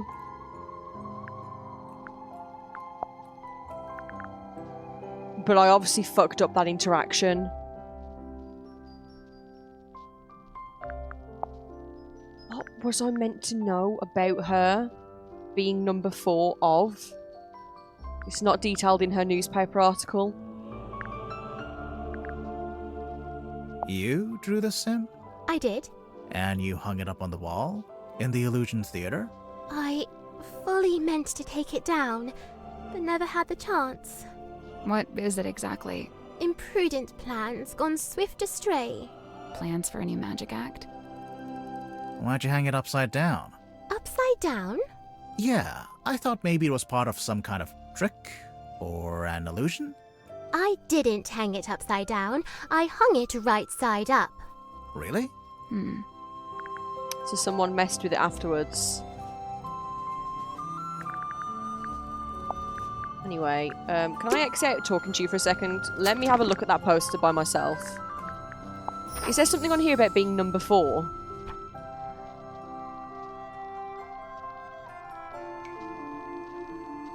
No, there's not. Diva, I've got no idea what you were talking about. I'm so sorry. Still estranged, this moon and I, but she and me befind ourselves in newfound kinship joined. Is befind What a kind word? of kinship would that be? The kinship of wearing a big yellow locket around your neck. We may need to workshop the name. Mariana's moon necklace. That's a locket? Must be. I've seen her open it up and peer concernedly at its internals. Huh. Oh. Mariana Moon, number 9. The half-hidden moon. Oh! What? What are you asking me? Are you asking me what they represent?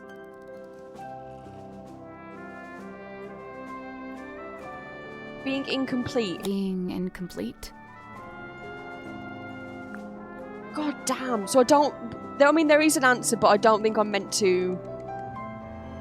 I think maybe it's okay if I don't know. I don't think the game's gonna fail because I don't know those. Like jagged face of coastal cliff, cut coarse by storms and swells of life long spent. Sleep a scant solace, bedevilled by a dream dug deep in folds of ever-furrowed brow.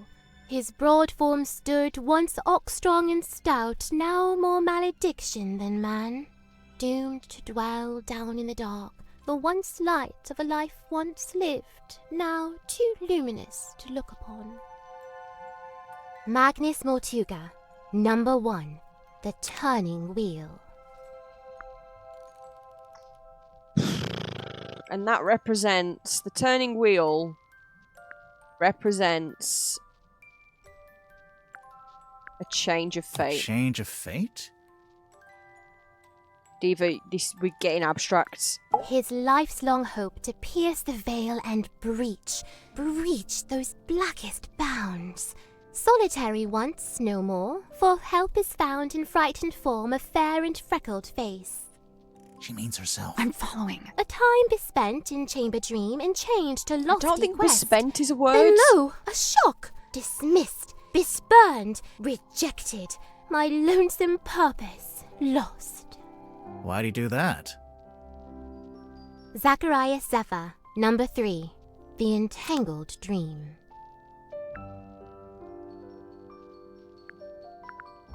Overambition. Overambition? I'll get her to say something one of An these actor times. or a mage in guise, who sways men's souls with artful feigned truth.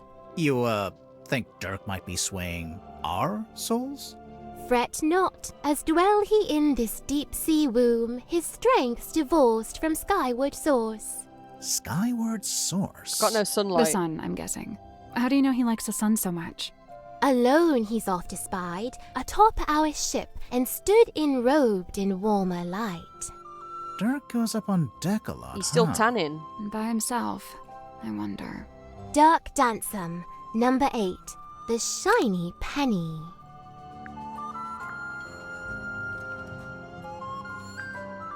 Fresh start. Fresh start. Oh, I'm sorry, was that too positive for you? This girl. He'd dreamt our ship some boisterous boat, where tensions flowed and tempers boil. Alas, upon inspection showed, our home fell plenty short. Still he yearned for storm to swell, for keel to list, for sail to sway. He was waiting for something to happen. Something did happen. Something The for his captain was book. wounded. He needed a And plot. crime dark scene, but consequently came the freshest focus for his I think ever she's just adding ponderous B to the gaze. front of things. James Werman, number 7. The Empty Inkwell. Also, earlier we were saying maybe he was relieved at the captain's death because it's like, oops, I did steal your life story and write about it, and now you can't do anything about it. Was he relieved because he had something to write about now? Because he was struggling so hard with his book? Was he relieved because he was like, oh god, I know what the sequel is. The sequel is that our main character is murdered. Which is kind of sick and twisted. James Werman. Apathy. Apathy? Okay, never mind. Godric. Despite all his whims and wayward ways, his heart beats hopeful, kind, and keen. His whims. Like how he talks to a wooden stick. Leave him When be. first we met, when first I came, he had not yet his cane beclaimed. So, where'd he get it from? The cane. Wrought See? it he by his own hand, Oh, composed of cast-off scrap and scrounge. Really? he Did built Grip it. live down in the engine room even back then? Verily, he seeks it out, that engine's heart, for clank and clamour calm his core. He likes how noisy it is. What's wrong with him? Godric He Grip, got ADHD. Number 2, the broken compass. He does feel lost. Feeling lost or trapped? I don't think she's got an answer. I think she just wants us to say our answers so she can pretend. Likened to the orchard oak, sturdy, stout, and towering tall, but bears she a quietsome grace, like a windless night on sail-still sea. I ponder, could some such thing be mine to know? I don't see why not. Maybe I should cut my hair short and dye it green. Maybe that'll do it. What's that? Madam Tadpole, number 5, the still waters. Oh man, this is what this poor girl. This is what happens when you're basically raised backstage. So, Madam Tadpole, the still waters, tranquil. Tranquility. Girl, I'm gonna pick you up and shake you like a jar full of marbles. Dost thou require this card's consent when saving souls from drowning deep? Well, no, not really. Then what purpose doth it serve? Okay, valid point. A gun! It's not a gun. What is it? We don't really know. The unknown! Real. Found this in Care your to room. explain what this is? We know what it is. We nicked it. Do you know what it is? Aye. I'm not sure if that was a pun or not. Where'd you find it? In the parlour, on the floor. So someone dropped it? So it would seem. Interesting. Sim, look, it's you. Oh, long faded yesteryear.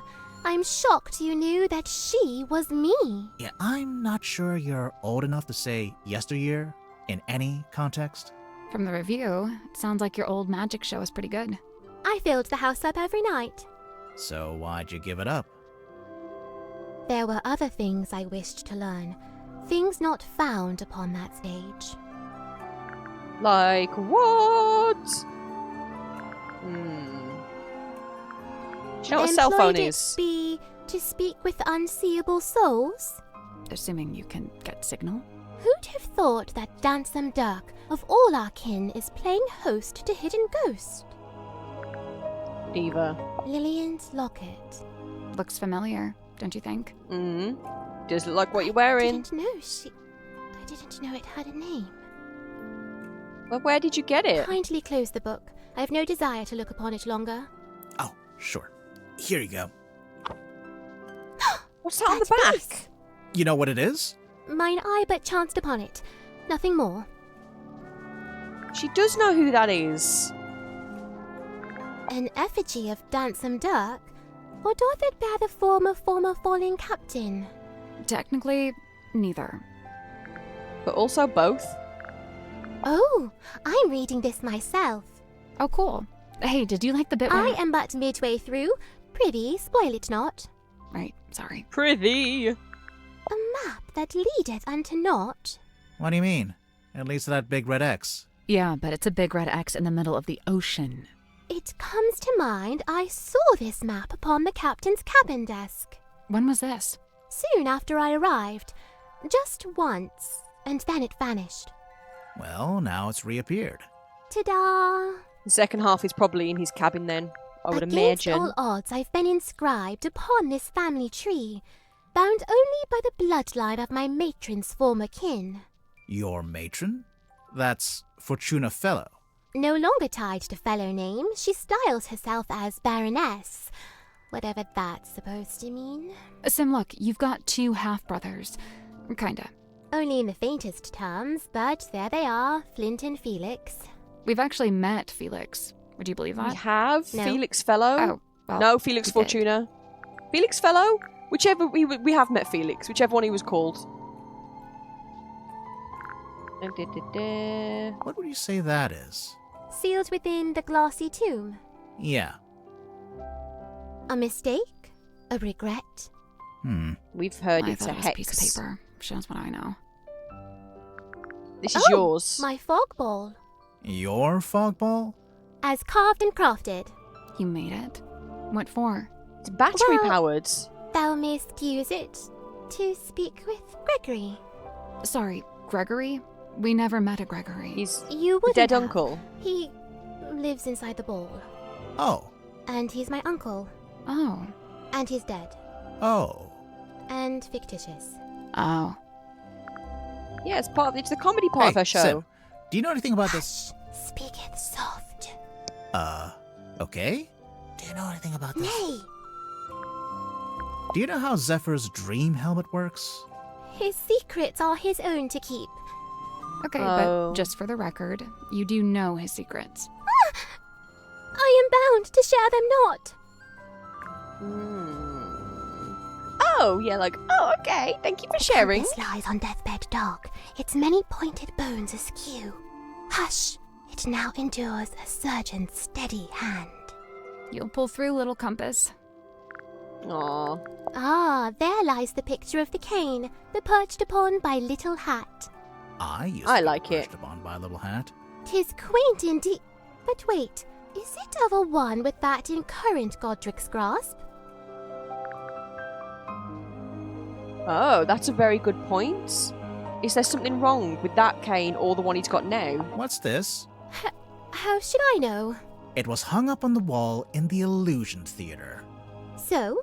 So, we thought maybe you were the stargazing girl. I am Symmetry Silkmoth. Yeah, I know. I'm not contesting that. Never mind. Something suspicious about What that. is it? I do not know and dare not guess. Ah, come on. One little guess. Have a little dare, It's not dare my to place guess. to muse upon the things in Chamber Dream. It's from the Dream Chamber? Ah, okay. So it is from there. The fate awaiting guilty hearts once they are condemned. What? You get turned into a weird little wooden goblin head? Nay, bound in chains upon the deck and pulled along beside the ship. Oh, jeez. She's not serious. I don't think. Why would someone bring along a bottled form of sun? Sunlight's good for you. Vitamin D, I guess. What does it do?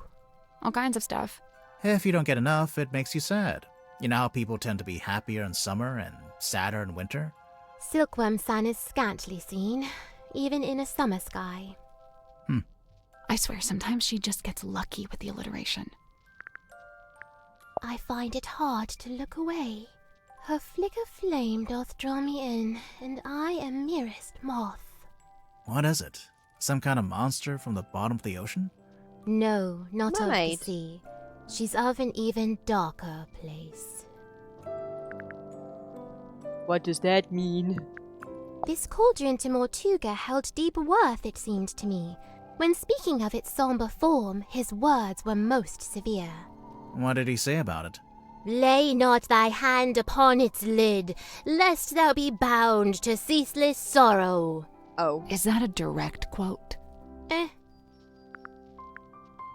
So she's implying that the cauldron itself was cursed, and what, opening it releases the curse or puts the curse upon you? The letter in fair Cynthia's hand, a plan devised by her and her alone. The plan being... Why, to hire a sleuth to seek the truth. That's us. Couple of sleuths seeking the truth. I implore, unravel swift this tangled tale, and name the knave ere further harm befall. Further harm befall who? With former captain slain, I feared the new be target too. Interesting. Right, I think we've asked you everything, right?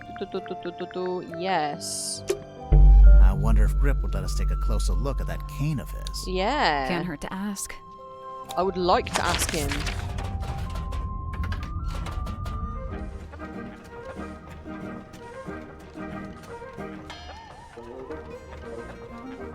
The song's kind of giving. In the summertime when the weather is fine.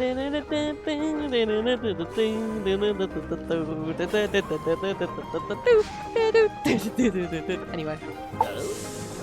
Hi. Kane. You wish to converse with Cornelius? He'll be thrilled. He is adorable. Right, Cornelius, let's get a look at you. Definitely darker stained at the bottom. You were injured at some point because you've been broken in the middle. Remove what? The bandage around the middle. Why? I'm just curious. Why are the voices so quiet on this scene?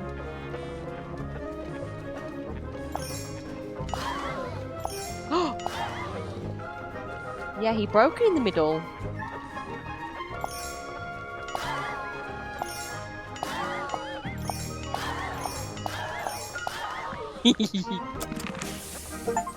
Interesting.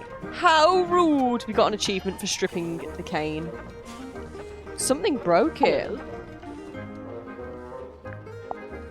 Hey Godric, we've found a bunch of stuff since we last saw you. And we found some stuff in your room that we didn't get to ask you about. This looks like it would be something you own. Do you know what this does? Doesn't appear to do anything, does it? Perhaps it's broken. Could you fix it? I only deal with the mechanical, the clockwork, and, at a push, the hydraulic. What's with all the needles and cogs and stuff? It looks like Grip's halfway through fixing it. That's what I figured, anyway. Ah, thank heavens! That's what I was hoping for. Sorry, what? Perhaps I should explain. You see, Miss Seafoam came to me with a compass she needed fixing. I went to put the needle back on, but Cynthia stopped me. No, she said. The whole thing is broken. You'll have to take a look at the insides. You'll have to replace the needle. For some reason, she seemed to need it to be true. She needed the compass to be broken. I told her I had various spare needles I could try out as replacements, and here we are. And you left it out so Cynthia would see it? So she'd think you were actually fixing it? That's the idea, yes. So if you kindly put it back where you found it. What happened to it? Remarkable. There we are. Cornelius, look. I told you all our hard work would put us on the map someday. How come your logo is a hot air balloon? I thought you sold stuff for boats. Officially, we deal in the nautical and aeronautical. But in truth, the blue motif was mostly just for fun. I'm not sure there were ever any aeronauts in Silkworm. It's for fun and flavour, I get it. Good heavens. Something catch your eye? Rumoured to be lost at sea requires a special key. Is that right? The mermaid's tongue? Do you know anything about it? No, can't say I do. Based on this, Liar. I wonder if it may not even be real. After all, there isn't even a photograph. That's just a drawing. Liar. Do you know if Zephyr made this himself? He must have done. He didn't have it when I first got here. In fact, I'm pretty sure he measured Mortuga's head to get the shape right. Aha! A crystal ball! Oh, how quaint. What's that? What's it for? Oh, you know, the usual. Whispering questions into the great unseen beyond, hoping without hope to get a response. There's some kind of pattern. It almost looks pictorial. Does it mean something? It might do. I imagine poor old Zephyr has been trying his best to figure it out. I hadn't realised there was a picture in the goo. Why does it have a bandage around the Why middle? is he naked? Cornelius? No, he fell down the stairs. The clumsy old thing. On a submarine. Cornelius. It's all just ladders, isn't it? I promise you that's not the issue I have with that statement. What did you do to Cornelius? How much for this one? It's not for sale. Oh, too rare? Too valuable? It's from my personal collection. I really hadn't intended for you to see it. Well, we did see it. What's it a map to, anyway? What's at the red X? Now that's the question, isn't it? You don't know? Unfortunately, not. Interesting. Okay, so you're not really an aeronaut, but you did own a hot air balloon? for some reason? For most of its life, it was just ornamental. We put it out the front of the shop as a billboard. No wonder you crashed if you were trying to fly an ornamental billboard. And then after you crashed it, you brought it inside the submarine? You'd rather I just let it sink into the ocean? Besides, it's useful. Anytime I want to reread our company mantra, it's printed right there. And anytime you wanted to check your opening times, they're right there. Quite right. Oh look, there you are, with the cane, as ever. Of course, Mr. Grip That's not always the has original Cornelius cane, Cane you're by his right. side. But why? What's the point? I don't know what to tell you. It's just my shtick. Oh my god. Great joke. You see, his current one's like a a brown carved stick. The one in the advert on his balloon is like a black, smooth one. You know what I mean? This one's more like rugged. What do you think about this? Konya Tabdole. There you go. Sorry. Oh, I don't know. She probably did it to reduce drag, you know, like an aerodynamics thing. Hydrodynamics, I guess, if that's a thing. He'll just have an entire conversation by himself, huh? He's real for that. Can you What get do you into make of this? A message in a bottle? There's a little drawing, too. Message Some kind of in symbol? a To me, it looks like a bottle. diagram. Where did this bottle come from? I'm pretty sure Tadpole fished it out of the ocean. That's how she got all the stuff in her room, I think. Well, that's a delightful little habit, isn't it? Okay, so I think now we have... we could show him the case file. We've not shown him that No yet. bladed weapon of any kind was found in the room. Yes, I noticed that too. The missing murder weapon. Classic. Any idea where it might be, or what? Not yet. Okay, we've met a lot more people. Okay, well, apparently 4, but it felt like a lot. I will say, in the last day or so, the symmetry does seem particularly somber. Because of Mortuga's death? Yes, the problem seems to be that she considers herself a kind of catalyst. Does she? Why? Well, I believe she'd been working on some new project, and shortly before Mortuga died, Symmetry shared this project with him. And? And then he dies. It's probably just bad timing. What kind of project was it? I really have no idea. What's that? Oh, yes. Cornelius tells me he saw Symmetry drawing something while in the mess hall. The poster, her new Poster, show. apparently. I'm convinced Tadpole is just branding. Nobody names their child Tadpole. Come on. Why would she need branding? You're serious? She's all branding. The name, the look, the identity as a half mermaid, it's all theatrics. I just don't get why she'd Interesting. need to have a fake identity like that. No, she doesn't. Not anymore. It's vestigial, I think, left over from some previous endeavor. Weird, isn't it? Bringing your old branding with you onto the submarine. What would be the point? Very interesting. You know, there was something I noticed while giving Mariana a tour of the submarine. Soon after we entered the bilge, she whipped out her tobacco pipe with a strange kind of urgency. Did she smoke it? Well, she put it in her mouth, but she didn't light it. What's that, Cornelius? You've never seen her light it. She just chews it a Now lot. you mention it. Yeah, probably not a good idea to smoke inside a submarine anyway. Yes, and Mariana seems like such a stickler for health and safety regulations. What'd you make of old Dr. Zephyr? Not a fan? There's been some speculation that his experiments may be dangerous or even harmful. Although it's hard to be sure, since he seems so reluctant to admit what they actually are. You don't even know? I would have thought, since you've both been here for a while. Well, yes, Zacharias was one of the only 2 souls aboard the submarine when I arrived, but he never made me feel especially welcome, and he certainly wasn't keen on me poking around his dream chamber. In fact, he always seemed somewhat wary of me, like my arrival was going to scupper his plans in some way. I guess Zephyr and Mortuga weren't expecting anyone else to show up. Thank you very much. Yeah, we don't have a suspicion for you yet. I wonder if Mariana would let us take a closer look at that pipe of hers. Yeah, she's always chomping on it. It can't hurt to ask. I would like to go and talk to the captain. We've got these other locked rooms. I want into these locked rooms. Let's go see if the captain will talk to us. You spoke with Sim?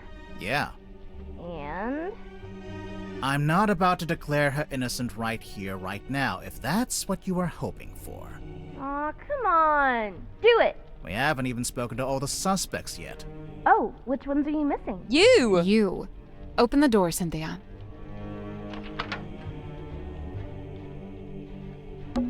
Looks like she unlocked the door. Finally. Go inside. Oh, we can get into a locked room. We do have a key. We have a key for the captain's chambers, I think. Hello. Hey, so, thanks for finally letting us in. You know, I have to say, that really was pretty unhelpful. It is I, Cynthia Seafoam, Hi, fearless Cynthia. captain of the Mortuga submarine. Hi, I'm Sally. Aha! Then you must be Detective Grimoire, Correct? Yes? the world's greatest detective, here on my submarine. The world's... No, I'm not the world's greatest. Just a detective. She was probably talking about me. Now I assume you've come to make your official report. Let's hear it. I'm a busy woman, you know. Slow down there, Miss Seafoam. We just came in here to question you since you're one of the suspects. But I hired you! Yeah, no, that doesn't get you off the hook, I'm afraid. What? Really? Ugh, this is so totally unfair. Oh, sorry, Cynthia. So, how'd you end up as the new captain? It's just the way it's meant to be. It's all above board, okay? I didn't say it wasn't. I didn't actually say anything. Cynthia, what were you before you became captain? Do you have any credentials? 15 years experience as a nautical engineer and shipyard mechanic. Family business. You don't look much older than 15 now. I'm 18! Ugh! How does an 18-year-old end up on a submarine? I came by rowing boat. That's not really what I meant. Wait, the rowing boat we saw up on the foredeck, that's yours? Correct. You should know, it's in bad shape, and it's missing an oar. I'll add it to the list. So how come you wanted to hire Grimoire? Because there's a murderer in our ranks, and they must be rooted out. So what do you want us to do exactly? 1. You will investigate and ascertain the identity of the killer. 2. You will return here and report your findings to me. 3. You go home. 3, you pay us. 4, we go home. 3, she pays us. 4, we go get ice cream. 5, we go home. Deal. Wait, I didn't... Meeting adjourned. Why did you want to come to the submarine in the first place? To become captain? I sought an audience with Magnus Mortuga. I had things I wished to discuss with him. Like what? Matters of great importance. Affairs of great significance. Dealings of great... She's not going to tell us. Not yet. We'll get there. How long have you been here, Cynthia? I arrived a few weeks before Mr. Mormon and Mr. Danson. I'm assuming you don't live here in the control room. Where do you sleep? Oh, well, Mortuga put me in the bunk room at the bow end of the ship. I share a room with Sim. If you arrived before Dirk and Worman, the other bunk room would have still been empty. But Mortuga made you share. Yeah, I think he wanted to keep that other bunk room vacant. Ah, interesting. I'm not complaining. I really like sharing with Sim. She's great. So, what are you gonna do with the submarine now that you're captain? My first order of business, hiring you two. We really can't do anything else until this gets cleared up, you know? Sure, I get that. What about afterwards? We'll sail the 7 seas and have adventures. You know, that kind of stuff. Cynthia. Ah, so we can actually come to with the report at the end. I woke up when the submarine made an unscheduled It's maneuver. locking. Everyone should have been asleep, but suddenly we were surfacing. How could you tell? When the submarine surfaces, the bow tilts up and the stern tilts down. Ah, so that was and the big diving's tilt. the opposite. My bunk room's in the bow, and I could feel it tilting up. The bow is the front. I knew that. I wondered if someone other than Mortuga might be at the wheel. I was gonna go check, but then I noticed Sim was wide awake, looking upset. When I asked, she told me something had gone wrong with the new magic act she'd set up. I told her she could always take it down, rework it, and then try it again later. She seemed to agree with that, so I left her and went up to the control room. The control room was empty, but I could see we had actually surfaced, so I went up onto the foredeck to check. there wasn't anybody out there either. I had this weird feeling and really didn't want to go back to bed, so I went back to the control room. I took a closer look at the control panel to see if I could work out why we might have surfaced. Suddenly, the readings all started to go haywire. The ship's compass, the needle, it was, malfunctioning. So I pulled it out of its socket. Yeah, I figured it would need to be taken for repairs.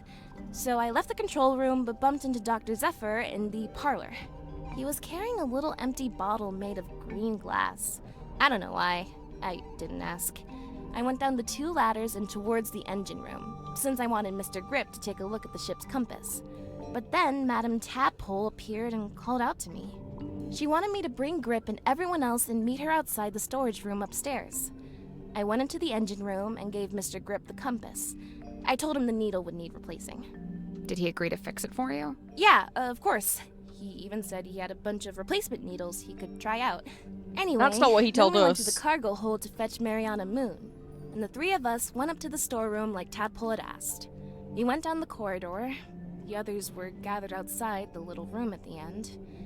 I looked through the crowd and saw Captain Mortuga laying on his back, dead. Everyone was trying to work out what had happened. Someone mentioned that Sim was the last person who'd seen Mortuga alive. I didn't like where the conversation was heading, so I took Sim and left. And yeah, that's about it. You went straight back to your room? No, I went back up to the control room first. For what reason? I was wondering if Mortuga had left any instructions or any paperwork. That's not what I Sim wanted told to read us. the captain's log too. Sim said they went to his bedroom first. Something tells me that's not the whole story. That's the whole statement, I swear. If you have any other specific questions, I'll, field them separately. So something went wrong like a death cake. Yeah, something. She had a feeling that something had gone wrong, like someone had been moided. Ooh. I feel like, I mean, it's nearly midnight, but we could probably go a little bit longer. It's a weekend. We could go a little bit longer. We could play a little bit more. There's a kitty cat asleep in here with me. We could go a little bit. We could go a little bit more. We do a little bit more. We can ask her everything. When did you first meet Mortuga? When he let me into the submarine. Oh, it's just, you're both from Silkworm. I thought maybe you'd have run into him before that. My parents did. I know that much. Remind me. Yeah, they're both The from harbor old master and the families. shipyard mechanic. Ah, that tracks. So Mortuga lived an active life back then. He wasn't like, recluse? I don't think he's ever been outgoing, but from what I gather, he was very loyal to the few friends he did have. In fact, I'm pretty sure he was trying to reconnect with someone he once knew from the town. Who was it? Did he say? No, I never found out. So that would add up as to why he was questioning Mariana Moon, because she's got all the family trees and shit. Mariana Moon? I've barely known her longer than you have. Do you know why she's on the submarine? I have to assume she was invited. So, what? Nobody's allowed on board without being invited? Naturally. Who invited you? Okay, maybe I'm an exception, but Captain Mortuga granted me access and he let me stay. So it amounts to the same thing. Now that you're captain, you could tell Mariana to leave if you don't like her. I never said I didn't like her. I think she's very interesting. Wow. Madame Tadpole's so cool. She's super strong and she can swim super fast. I bet. She knows all about the different kinds of fish. Wow. And she can hold her breath underwater for like ages. Of course. Also, she's traveled the world, she's had all these different jobs, met all these different people. I haven't done any of that stuff. Well, she's a bit older than you. Yeah, I guess. Real. Okay, so tell us about Sim's symmetry. my best friend. Well, that's nice. She's really cool and weird, and she knows all kinds of stuff about illusions and magic and curses and psychics and haunted dolls. What a ringing endorsement. Curses? Oh yeah, Sim's obsessed. She's convinced that she's cursed. Or even that she is a curse. That's why she wears that locket. I don't know. This sounds like kind of an unhealthy predisposition. Oh yeah, totally. I'm actually pretty worried about her. Especially since, you know. No? So it's looking like Sim was the last person to see Mortuga alive. They were both in that storeroom the evening he died. The Illusion Theater. I'm probably gonna have to draw up some rules on keeping pets. It's not that I want to ban them, but, you know, maybe a rule about not keeping them secret. And, what's this got to do with Zephyr? Oh, I'm pretty sure he's keeping an animal in there, in his dream chamber. But you've not actually seen it. No, I heard him talking to it, though. A few times. What kind of pet do you think it is? It could be anything. Dr. Zephyr's into some pretty weird stuff. And he's got, like, black market connections. Sim was telling me about it. Black market? Oh, wait. She told me not to tell anyone else. Forget I said that. Sure thing. I can see you writing it down. You mean this? Oh, I know about this one. The silver snake. What do you know about it? Well, I know it's a big sea serpent that my mom and her best friend fished out of the ocean. Your mother found it? Mm-hmm. What happened to it? Did she keep it? For a while. Eventually, some men came and took it away. Where is it now? I don't know. I remember this. My mom had a copy framed and put it up on our hallway. That's her in the photo. Yeah. Who's the other woman? That's her best friend. It's They were Felicia always going Stonetop, on little right? adventures together. And one time, they came back with a sea serpent, The silver snake. also known as the silkworm serpent. Why'd they take it out of the ocean anyway? It was injured. They wanted to look after it until it recovered. Does it not have eyes? Nope, no eyes. And its skin was rock hard, but shiny, like a gemstone. Where'd you keep it? In the shipyard? Yeah, Mom wanted to take it back into the sea, but she didn't want to leave it. She wanted to go with it. She wanted all of us to go. To go and live What? in the ocean. Mm-hmm.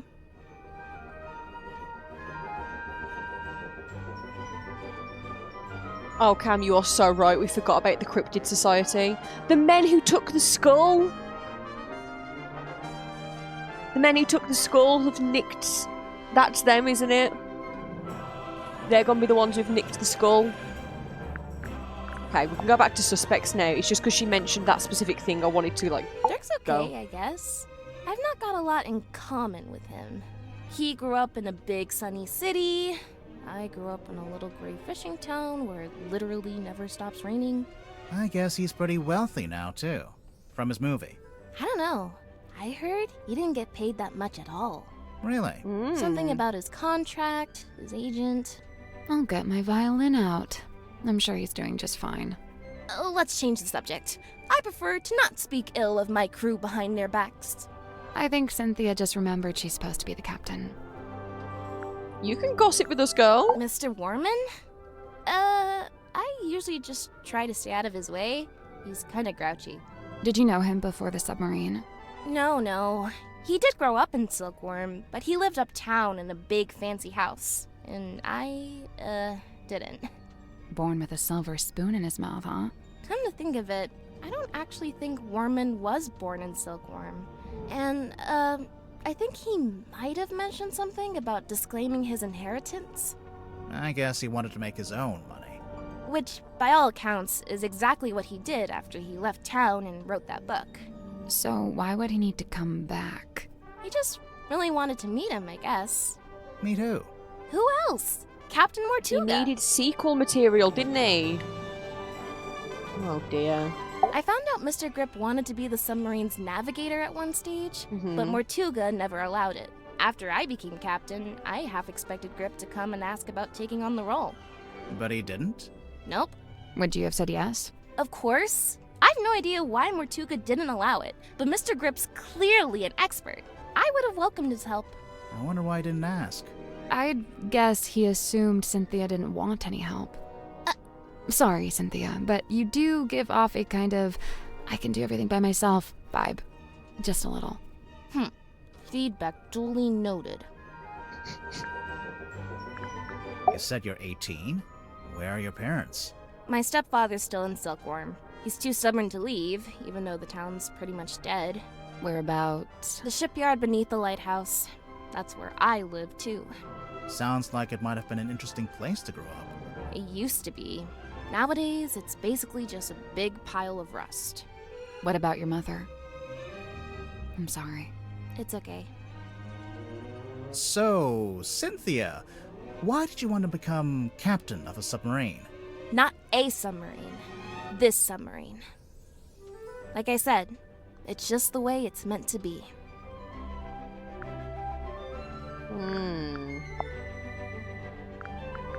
Aha! I see you found my case file. Sure did. How come you knew about Grimoire?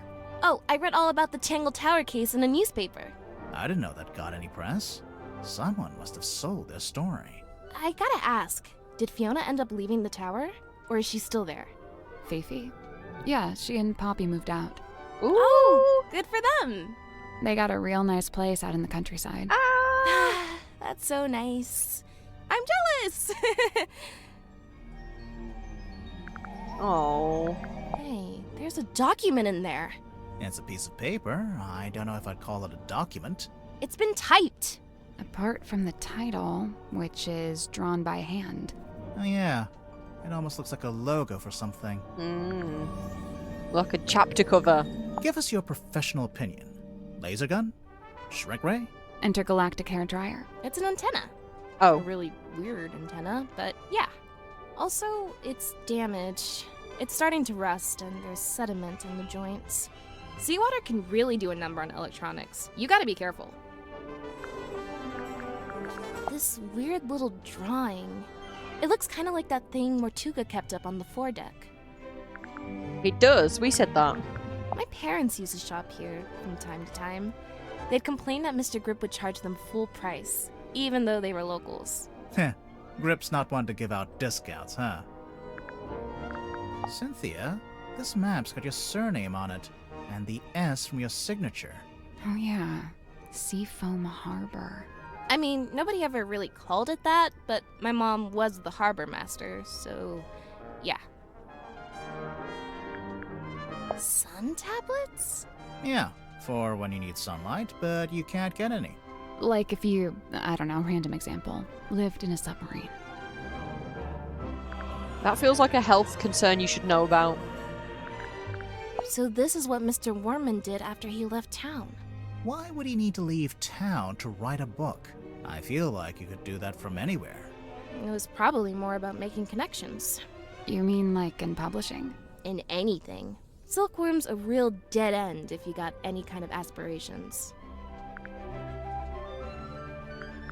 What's with that wheel? It looks kind of like a shield. Does he have that in the movie? He has a wheel in the book, but it mostly stays attached to his ship, apart from one time it breaks off in a big storm.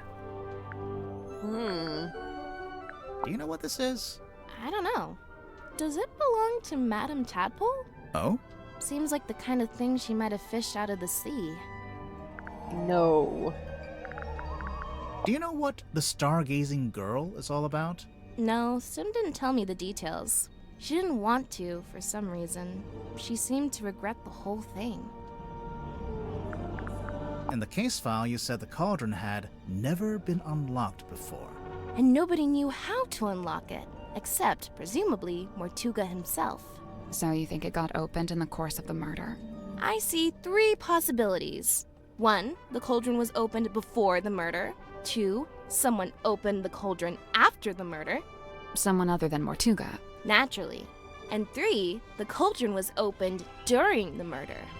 Like the murder happening and the cauldron opening are one and the same. Maybe. This is the ship's compass. From here in the control room. Mm-hmm. Looks like Mr. Grip's already working on fixing it. Good! That's good. Why so many needles? The original needle was broken. Mr. Grip said he had a few he could try out as replacements. This one's the original? Yeah. Looks fine to me. Just put it back in. Nope, wouldn't work. It's malfunctioning. It needs to be replaced. I'm sure I saw a picture of this recently, but it looked different. Where did you see this picture? Somewhere in the engine room? What happened to his original cane? Hey, it's that bottle I saw Dr. Zephyr carrying around the submarine. Smells kind of like flowers or something. Weird. What about the thing in the bottle? So he was carrying this on the night of the murder. I really want to know what that is. Oh, Sim's fog ball. What's this weird little antenna It's a thing? wind-up key. Is that not just part of the design? No, I don't think so. What does it do? We're not sure. My money's on nothing.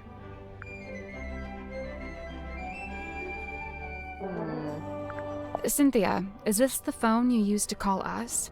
No, I used one in the town when I went to drop off the case file. I never actually had my own cell phone. Do they all have flashlights like this? Oh wait, that's a flashlight? Could be useful. It gets pretty dark down here. You know, if this is poison, then surely it's a red herring. How so?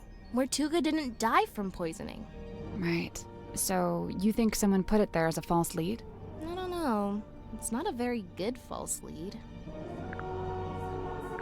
Baroness Fortuna. Who is she? She's the theater owner who adopted Sim. Did Sim like living with her? In the theater? Sim's reluctant to speak ill of her elders, but I get the sense that Fortuna wasn't very nice to her. Yeah, she speaks in like faux broken Shakespearean. She doesn't know how old she is. I kind of feel like Baroness Fortuna adopted her as a workhorse rather than a child. And that's why she's the way that she is. Also, I was just thinking, might be completely wrong, but you remember what Tadpole said about Magnus? That he was the kind of guy where if you said like, oh, I've got a headache, he would put painkillers in your room for you to wake up to. And inside the moon vial was a sleeping draft, we think. And Dirk also mentioned in passing that he'd really struggled with insomnia. What if he was on his way to Dirk with it? Maybe like that's why he was in that room at all. Fortuna had it on him. Not Fortuna. Magnus had it on him because he was on his way to see Dirk? I don't know. Ocean Rescue Divers Association. Ugh, they'd never let me in. I can barely even swim. But you Go. live right by the sea. You're in the submarine? Pardon me for not swimming in the deep, freezing ocean. You should know how to swim. That's just safety. I'm considering having this taken down. No! I'm captain, so I'm allowed to do stuff like that. Why would you want to take it down? It's just unnerving. It's making some of the crew uncomfortable. Some of the crew? You can't take it down, girl. There he is, Mortuga's little mascot. What does he do? Well, you know, bit of this, bit of that. A big green light shines out of his eyes sometimes. Yeah, we saw it. It lured us onto the submarine. That's the idea. How does it work? Do you activate it from in here? Nope, it just kind of happens. Wooden buoy is confirmed to be magical. You see, we're connecting the dots. We're connecting them. We are connecting dots. We're putting together the image of what was happening that night. But that doesn't. Why was so far as well? We need to like. Why was Dr. Zephyr carrying a hex bottle? We don't know that. Cynthia has excluded telling us the part of the story where she went to the captain's chambers and tried to get entry. Or either she's excluding it or Sim's lying and it never happened. One of them is not telling the truth about that. There's definitely other stuff, but because we've talked to so many people, that's the only bits my brain remembers. Okay. I wonder if Sim would let us take a closer look at that locket of hers. Yeah, she's wearing Lucinda's locket. Can't hurt to ask. Not yet, we've not poked about here. Down periscope. Down periscope. Don't touch that, please. It's behind glass for a reason.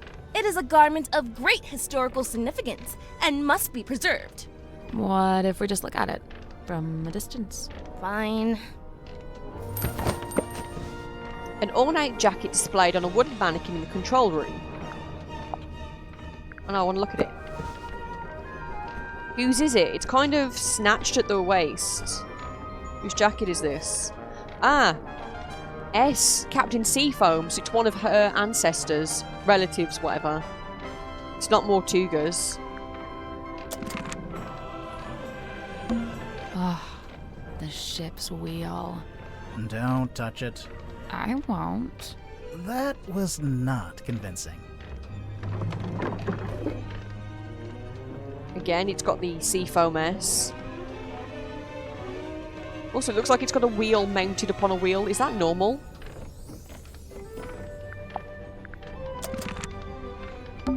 There's even an arts and crafts table. It's a normal table. Currently being used for arts and crafts.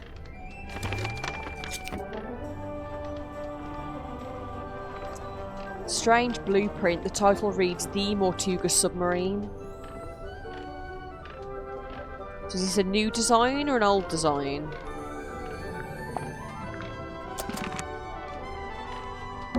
Can we look at the control panel? If you promise not to press any of the buttons. Oh, I'm pressing everything. I will make no such promise. I'm touching everything. Oh. It's a kind of waveform. I think this is for listening to the ocean. What does the ocean say? What are they expecting to hear? Pull? It's a lever. Pull it.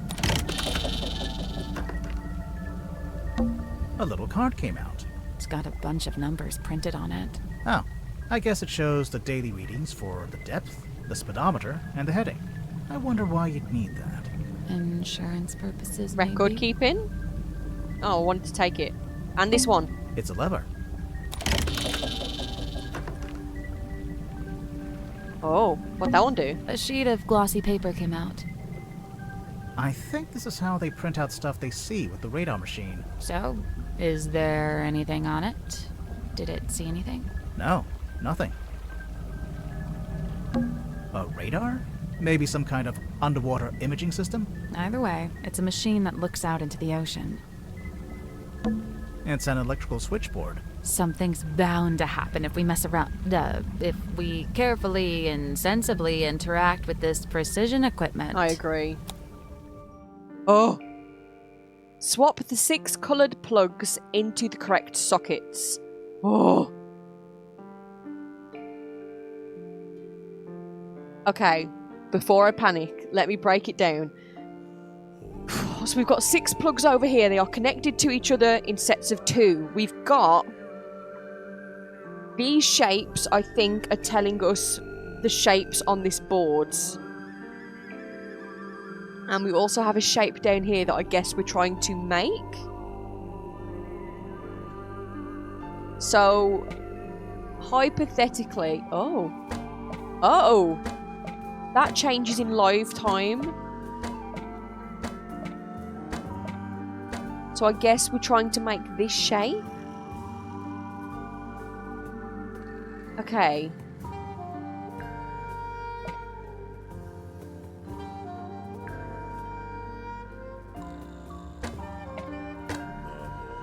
Wait. Okay. So I think we're trying to make this shape. What I'm caught up on right now is... So see where it's got like red triangle, yellow circle, blue square, yellow circle, red triangle? It's making me think that's where the wires should be. Like part of the red up here, part of the red down here. Is that correct? I say we go with that. So does it... I'm guessing then does the shape, however we get to the shape, doesn't matter. As long as we get that shape. Okay, so we need the top bit to not be illuminated and that bit not to be illuminated, which is currently correct. We need a blue up here.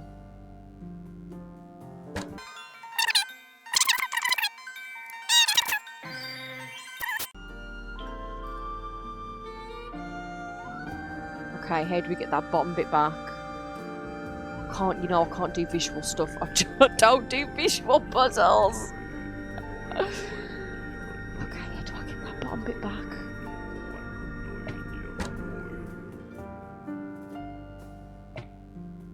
like that. No. I need this middle. Oh wait, middle is yellow. So do I need to put yellow on one that's got a bottom bit? But it can't have that bit there.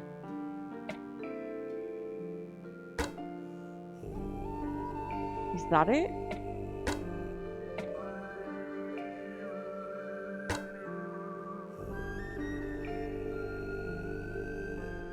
Is that anything? Got it. Nice. Good work. gravy. We got there. Something unlocked. The hatch opened. Oh, hello. And it's a ring-bound book.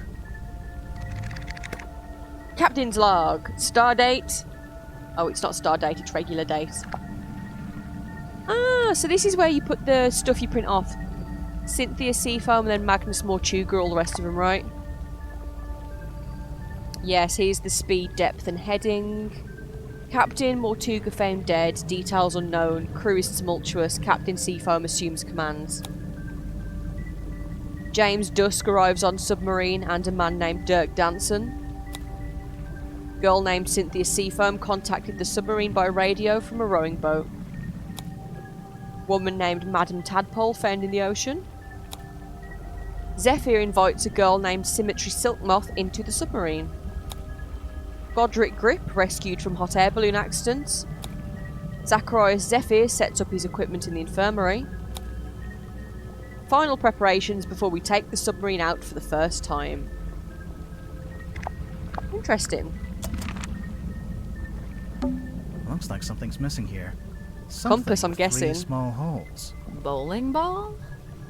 Coconut? It's a depth meter. Shows how deep we are. Grimoire. If you had a depth meter, it would say 0. Whew. Wow. Proud of that one? Damn, girl. We clicked on everything? These look like the dials on my oven. You don't have an oven. I meant my microwave. Well, now I just feel bad. I think we've pulled on both levers. Can I pull on them again? It's a lever. Oh. Okay, what about this bit? It's a kind of waveform. I think What are they expecting? It's a ring-bound book. I've already looked at you. Okay. I've looked at everything here. Lever lover. We just got an achievement for pulling the levers excessively, I feel. Wait, hang on. There's something on the back of your chair. it's a throne. It's not a throne. Oh, well, what is it? Well, it's the captain's control chair. There's a label taped to the back. Maybe it says what kind of chair it is. That's not a label. It's a whole document. A typed document that was taped to the back of the captain's chair in the control room. There are 2 handwritten signatures at the bottom of the last page. Command contract. This contract represents an agreement between the 2 individuals in contention over the ownership and command of the Mortuga submarine. For their own safety and privacy, these 2 people shall only be referred to as Party A and Party B. Party A has been considered the legal owner of the Mortuga submarine and thus its rightful commander. However, a recent development has exposed that Party B is in fact the legal owner of the vessel. This proves Party B is the rightful commander of this vessel and all of its operations. Interesting.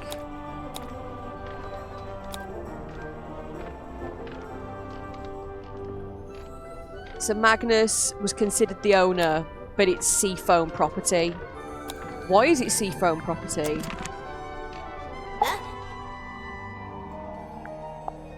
There it is, in black and white. Signed by me, signed by Mortuga. Yeah, I can see.